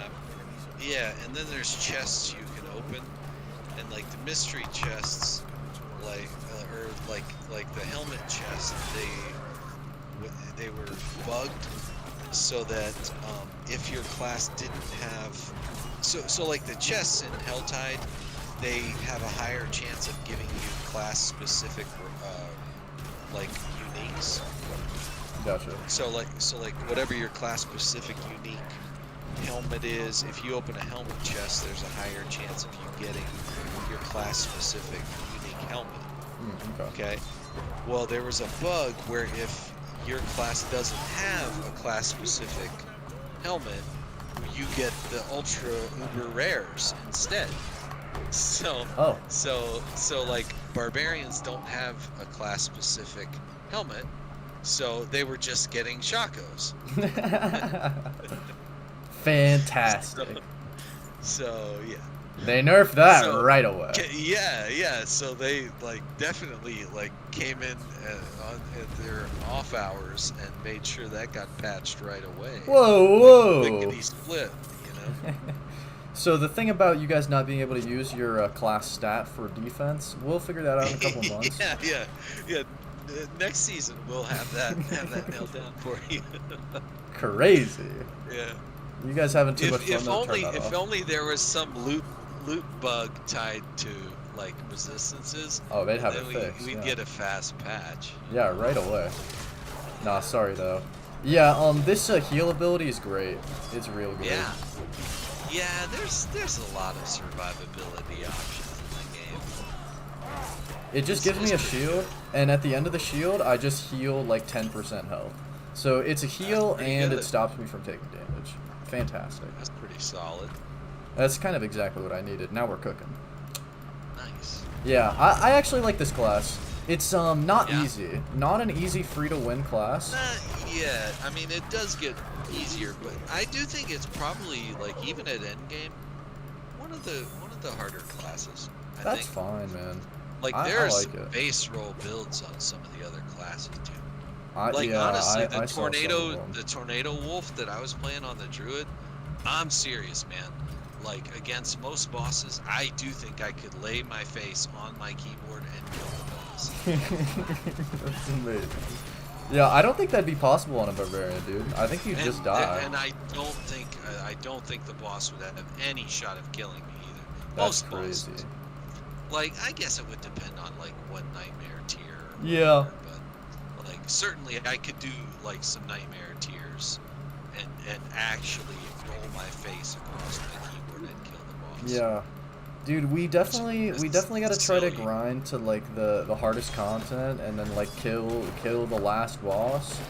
Uber Lilith. Yeah, man. I'd love to. That be sounds. fun. It looks ridiculously hard, and that's exactly why I want to do it. Especially on this class. So, like, Uber Lilith is like, I don't know. So, Crip makes a good point about Uber Lilith. Yeah. He said he feels like Uber Lilith isn't even really an ARPG boss. Really? Yeah, because every ability kills you. Yeah. So it's more like a platformer, or like a hard mode MMO boss or something. Yeah, you know, I get it, honestly. So like, I think he's kind of right, really. It's but I mean, that's what it is. The big problem though is like there's just nothing to do until you get to Uber Lilith. yeah. You know, like my druid's like mid-70s or something, and like, what am I playing for? There's like the one boss that gives you there's one like horse. nothing more to do till level 100. Yeah, that's kind of bad. Like, Kind of I don't bad. know, dude. Like, what? My build was like fleshed out. I had exactly what I wanted in every slot. So It's kind of just small numeric improvements, then. Yeah. Like, I can get a better version of some stuff, but like pretty much, you know.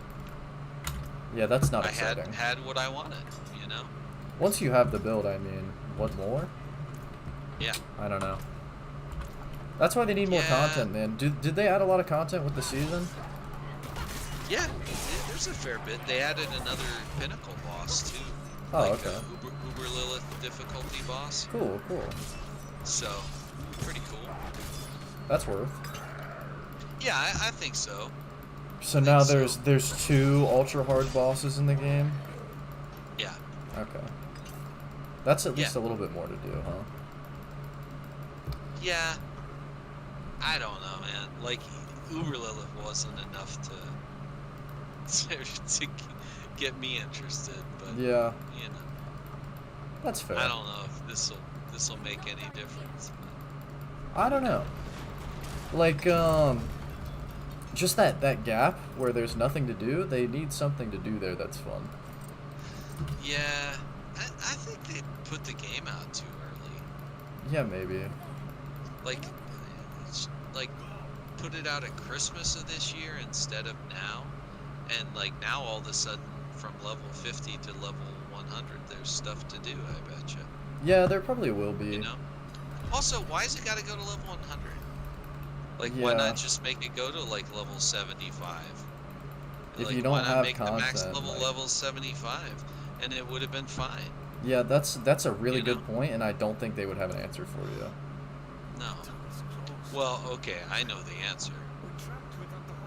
Algorithms say we need players to play this amount of time, so they start with that number, and then they make the game that number. Yeah, You know? pretty dumb.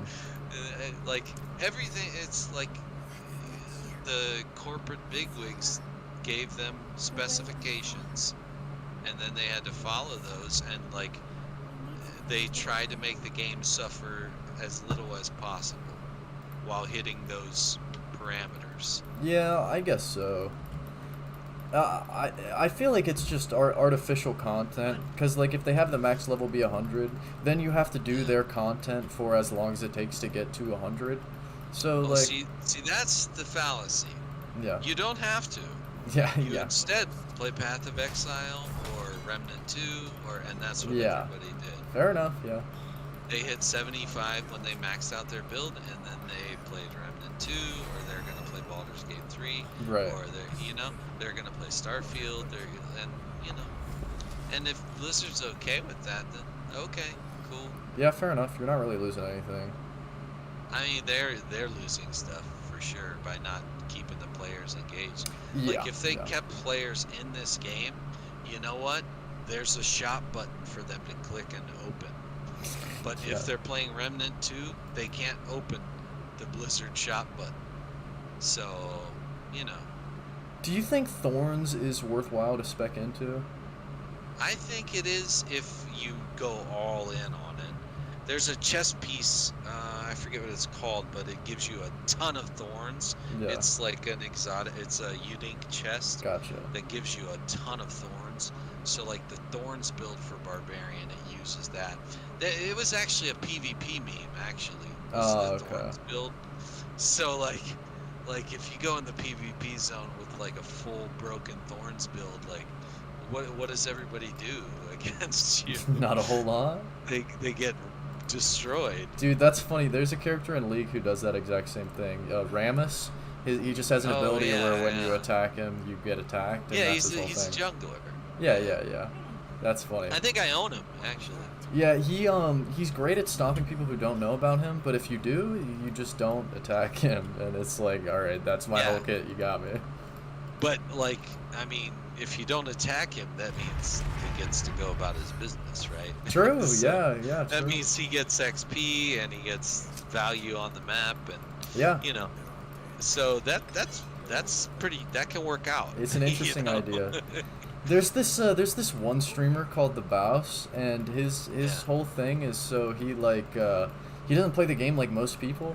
He plays the game just to get gold, basically. So like he doesn't care about killing anybody. He only cares about like farming the most effective way. So he'll do stuff like go all the way past your tower and start farming like at the back of your base and catch the wave there. So then his wave just keeps shoving into your tower, and like, so he'll do stuff like that. He's really weird. I think you would actually love watching him. Slick. Yeah, he plays like nobody else. He's super cool. But I like that. I mean, I don't think that would work for me or anybody but him. Yeah, no, seriously. I think it's cool. You gotta understand the systems very well. And like the reason he does it is because so like depending on when you die, like what level you are, you get a different amount of gold from it. And like if they have a bounty or not, you also keep your bounties low. Like, so the most way you can get gold without building a bounty is by taking a tower. So he basically only plays by trying to take towers, and then he has no bounty ever. So then if you ever kill him, you only get like 200 gold. So he's making tons of money, and you get nothing for ever stopping him. And that's like his whole play style. Wow. Yeah, it's pretty cool. He usually ends up dying a lot though, like 11 deaths and like 5 kills, and League just has like bots that's like, oh, you're in Challenger with that KD, you're banned. So he's been banned over and over.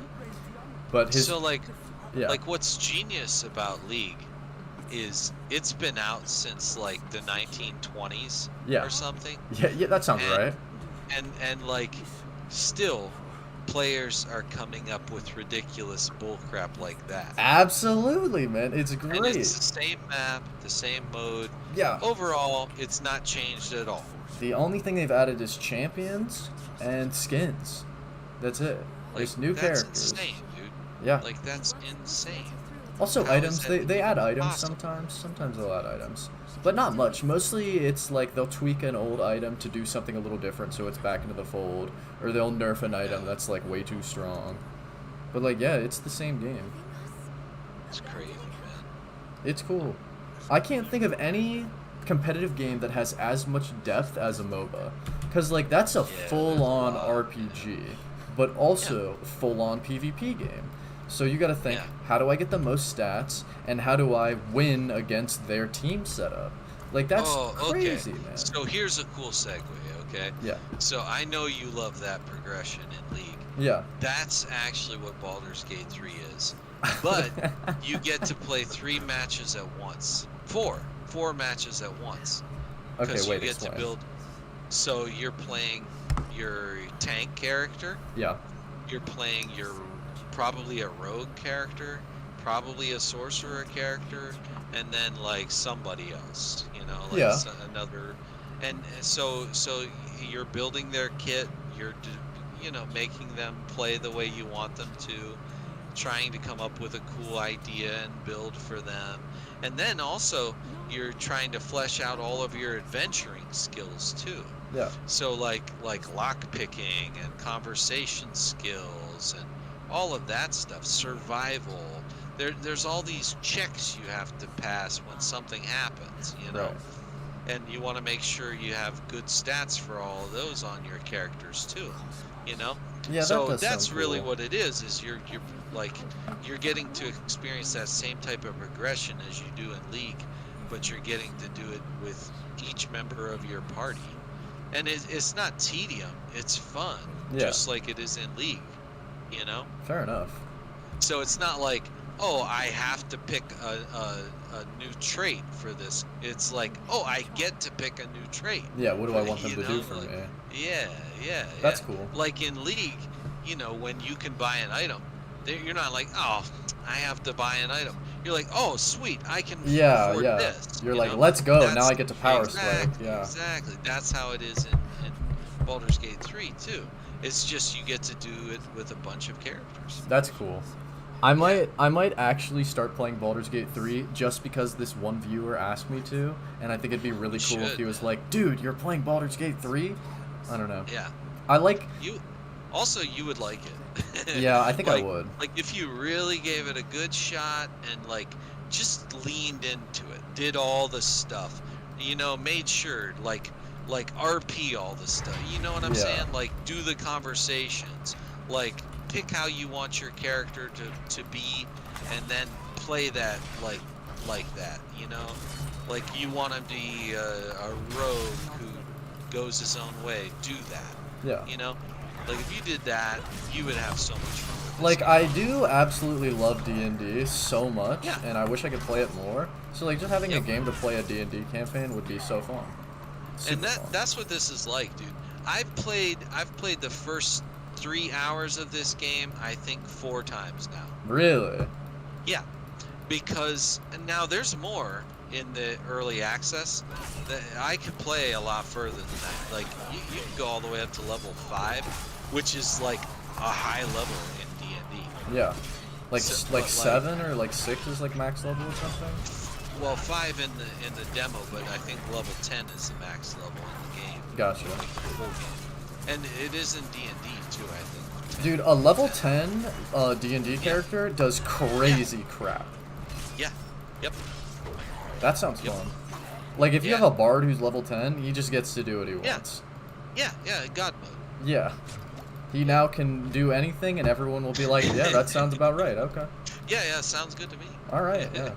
You know what, man? I think I'll join you for that. Honestly, you'd like to go rob the Citadel for everything they have? Yeah, okay. Yeah, that sounds like a solid plan, yeah. Deal.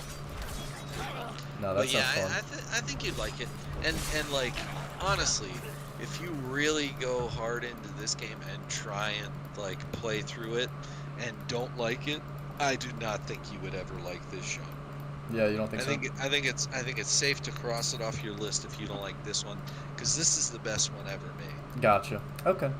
Just I could absolutely see myself really liking all of the like RP stuff and decision making and, you know, making a character and trying to flesh out a party so you can do all the stuff you want to do. The thing I can see myself not liking is turn-based combat.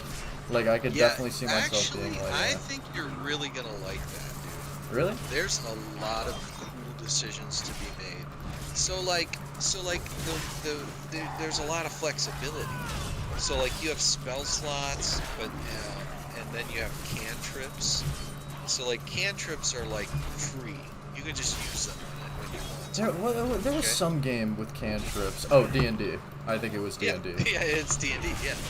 But like, so, and then there's bonus actions. Yeah. Okay. So you're gonna get used to which abilities you can use together in the turn, and then you're gonna okay, so like on my fighter character, you know, like there's an archer shooting at me from up above, so I'm gonna use a jump, and I'm gonna jump up to them, and then I can do an attack, and I'm gonna attack them and bust them in the face, or maybe I'll jump up to them and push them off the ledge, and they'll take damage from falling down. All right, you know? So automated D&D combat sounds sick, because I actually do love D&D combat. Because I'm always great. like, all right, let me do this stupid thing that has 0% chance of working, but let's try it.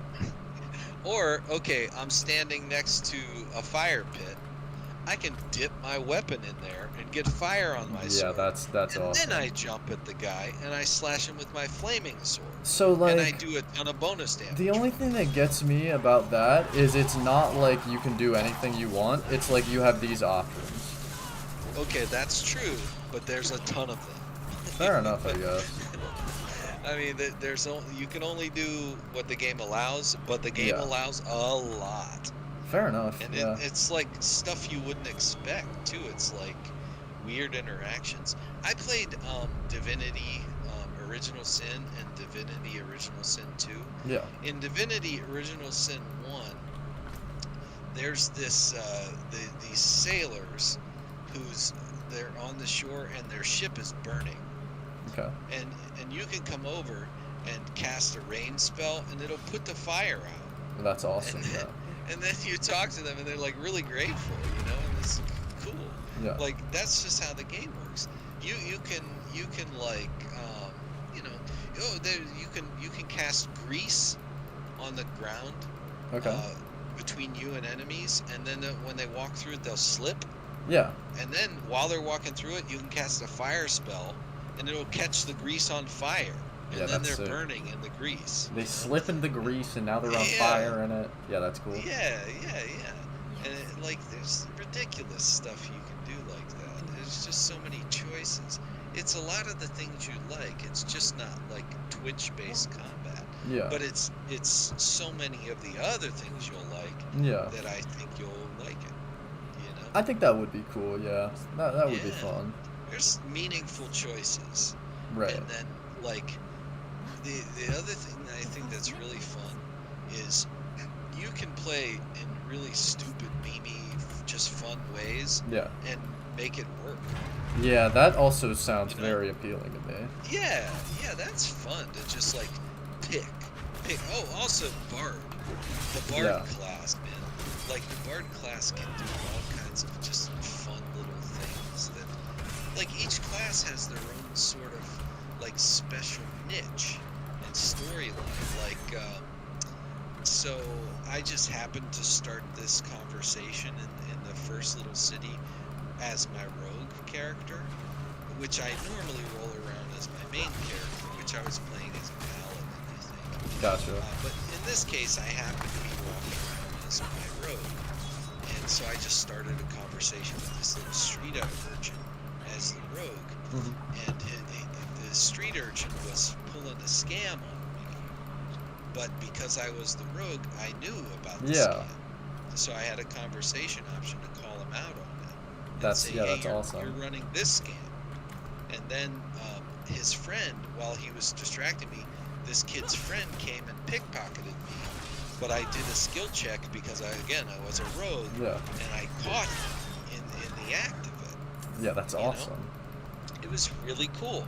Now, all of this stuff, I would have completely got fleeced if I wasn't playing as a rogue. Yeah, if you were playing your stupid paladin, he would have just been like, oh yeah, sure, that sounds like a good deal, let's try it. Yeah, he would have got me good, you know? And like, you know, the druid, I was playing as a druid. The whole first village you go to is a druid village. Yeah. So you have all these special conversation options just because you're playing as a druid. Yeah, that's really cool aren't available stuff. if you play the other stuff. So like what effect this has is the whole game feels unique. Yeah. To you. You know, like there's all these different opportunities and stuff that somebody who plays as a different character class or their party is made up differently won't have. It's really cool, man. Yeah, no, that sounds like all the stuff I genuinely love about D&D. And the fact that D&D has turn-based combat, that never bothers me. Never bothers me at all. I think the combat's actually really fun and interactive. So I could see really liking it. There's a lot of opportunity for skill expression.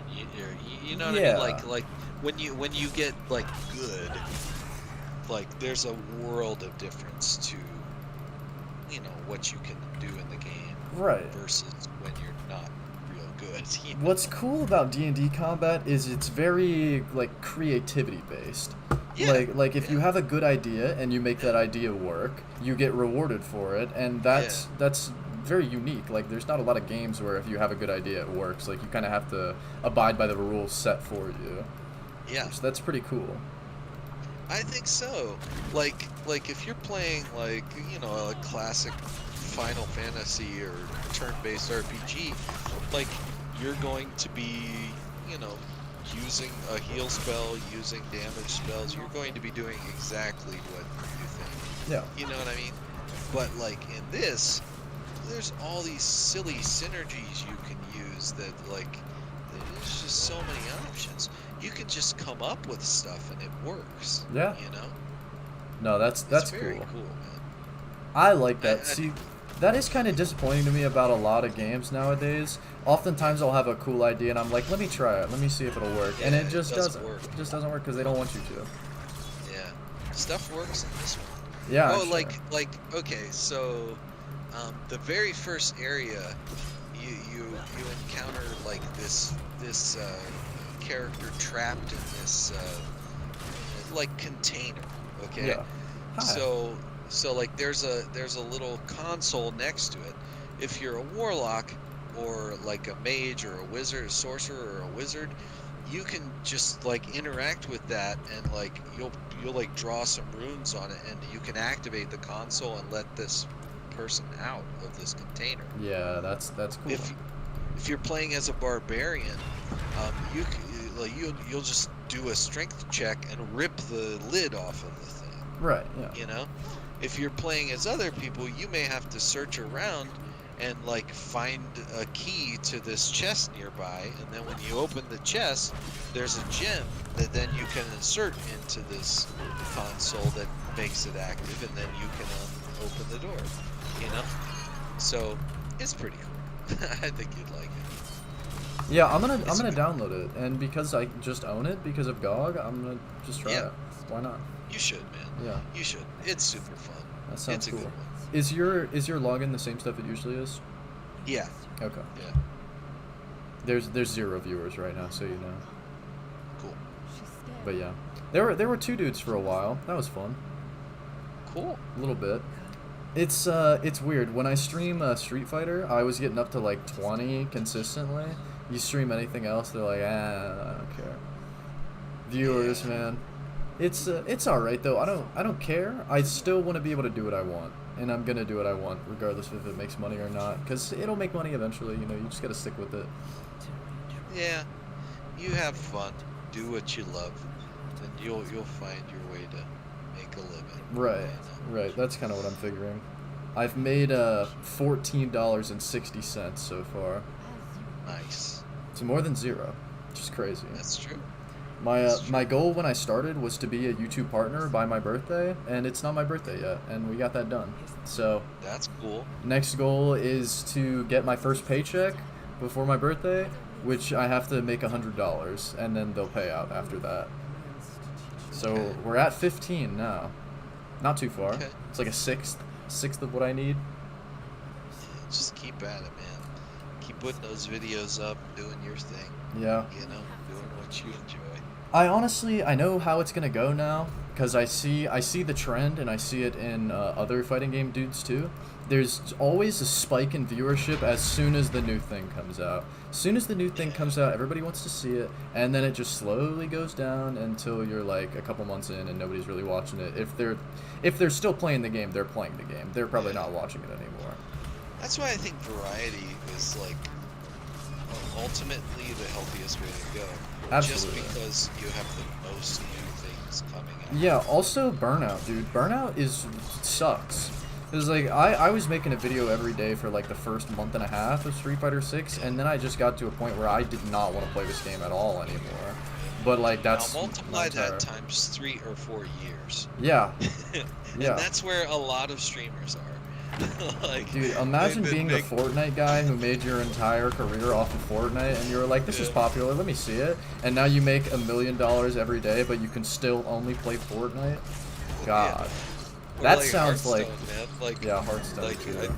Hearthstone, man. Like, I enjoyed Hearthstone for years.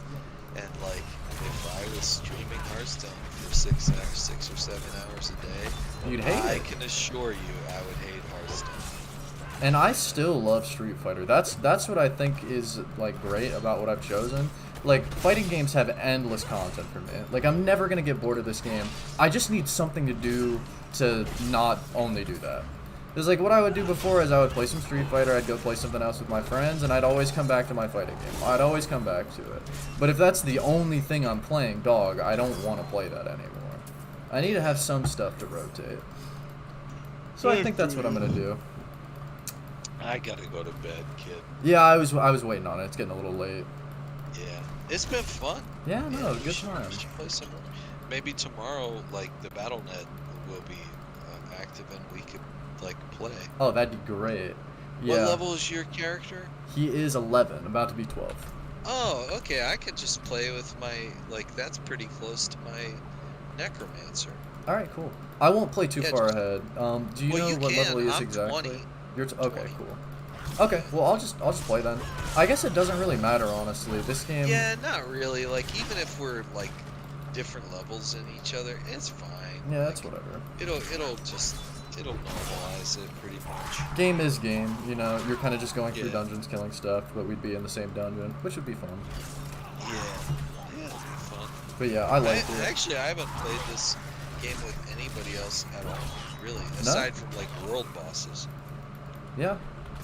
The other thing I was thinking about was like a podcast kind of thing, where like just talk about the new stuff going on.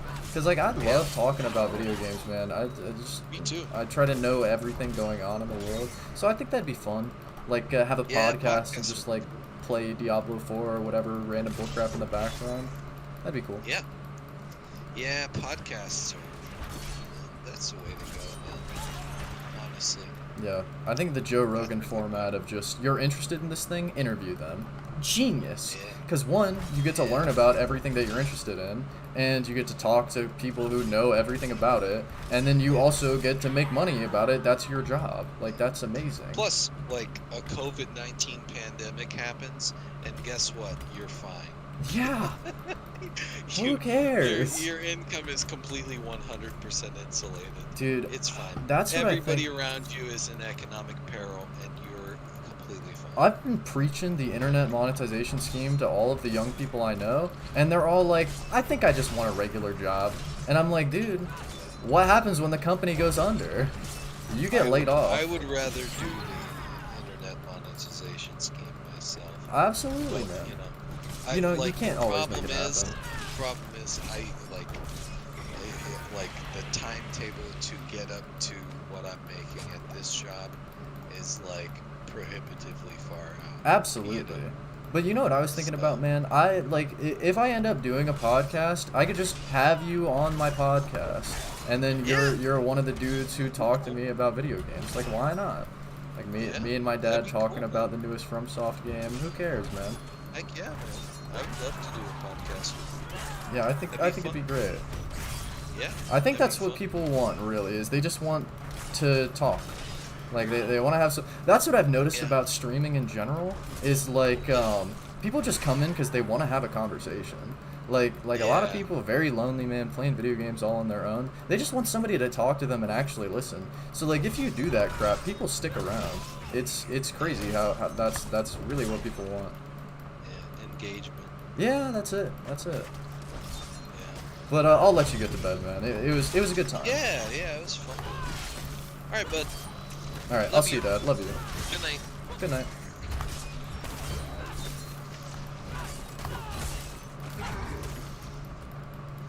Alright, 2 viewers in chat. Who's lurking? Say what's up now.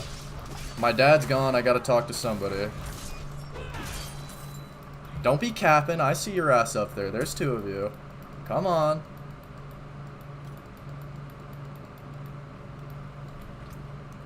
There's only 2 of you in chat. This is a very unique situation where you get to just have a conversation with me because I'm just playing Diablo 4. Or not. You can lurk. That's fine. I get it.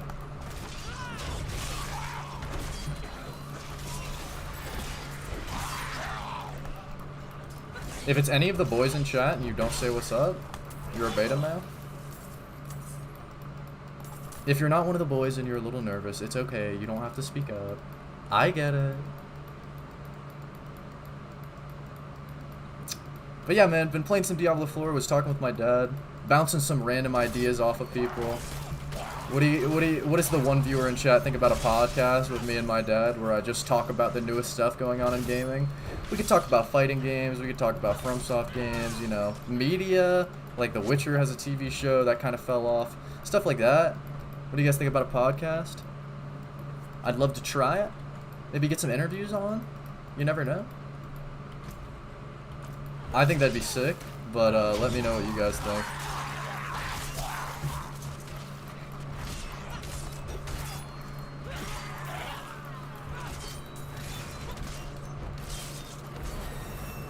Congratulations, you've reached level 12. Thank God. Oh, and we got a club. Oh, it's cash, brother. It's over. I keep hitting the wrong button. I'm loving this game though, man. This game is fuego. All right. We need 1 more before we can get that. Yeah.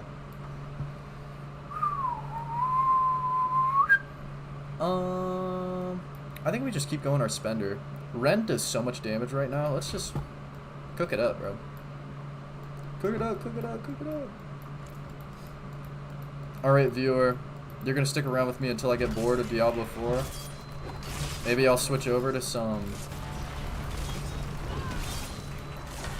Street Fighter. Dude, if anybody has a beta key for Tekken 8, let me know. I want to play Tekken 8 so bad, and I'm not sure that I got a beta key. If I did not get a beta key, I might purchase one from somebody because they're like on sale on Kingwin, but like they're sold out. So like if one pops up, I'm copping it right away. Absolutely. But if a viewer would like to donate me a beta key, if you maybe got 2 of them or something like that, let me know. Let me know. I could throw you some money, like 20 bucks or something, bro. You never know. But yeah, I'm super excited for Tekken 8, bro. Tekken 8, oh my god. I don't know if you guys are Tekken guys, but Tekken 7 was like one of the first fighting games I ever got into. Like, I really put a lot of time into that game, tried to learn it. I was a Jin Kazama man. I played some Brian Fury, some Paul Phoenix. But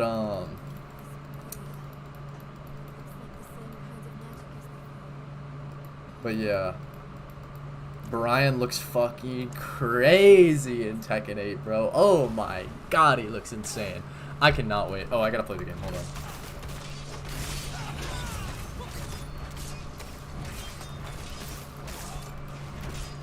Still 1 viewer in chat. Say what's up, man. Have a conversation with me. I'm bored.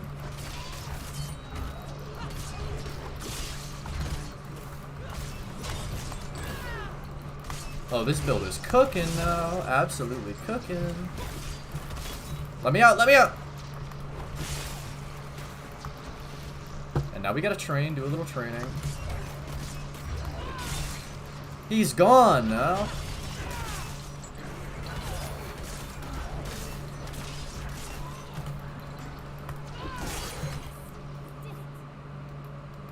Oh, okay.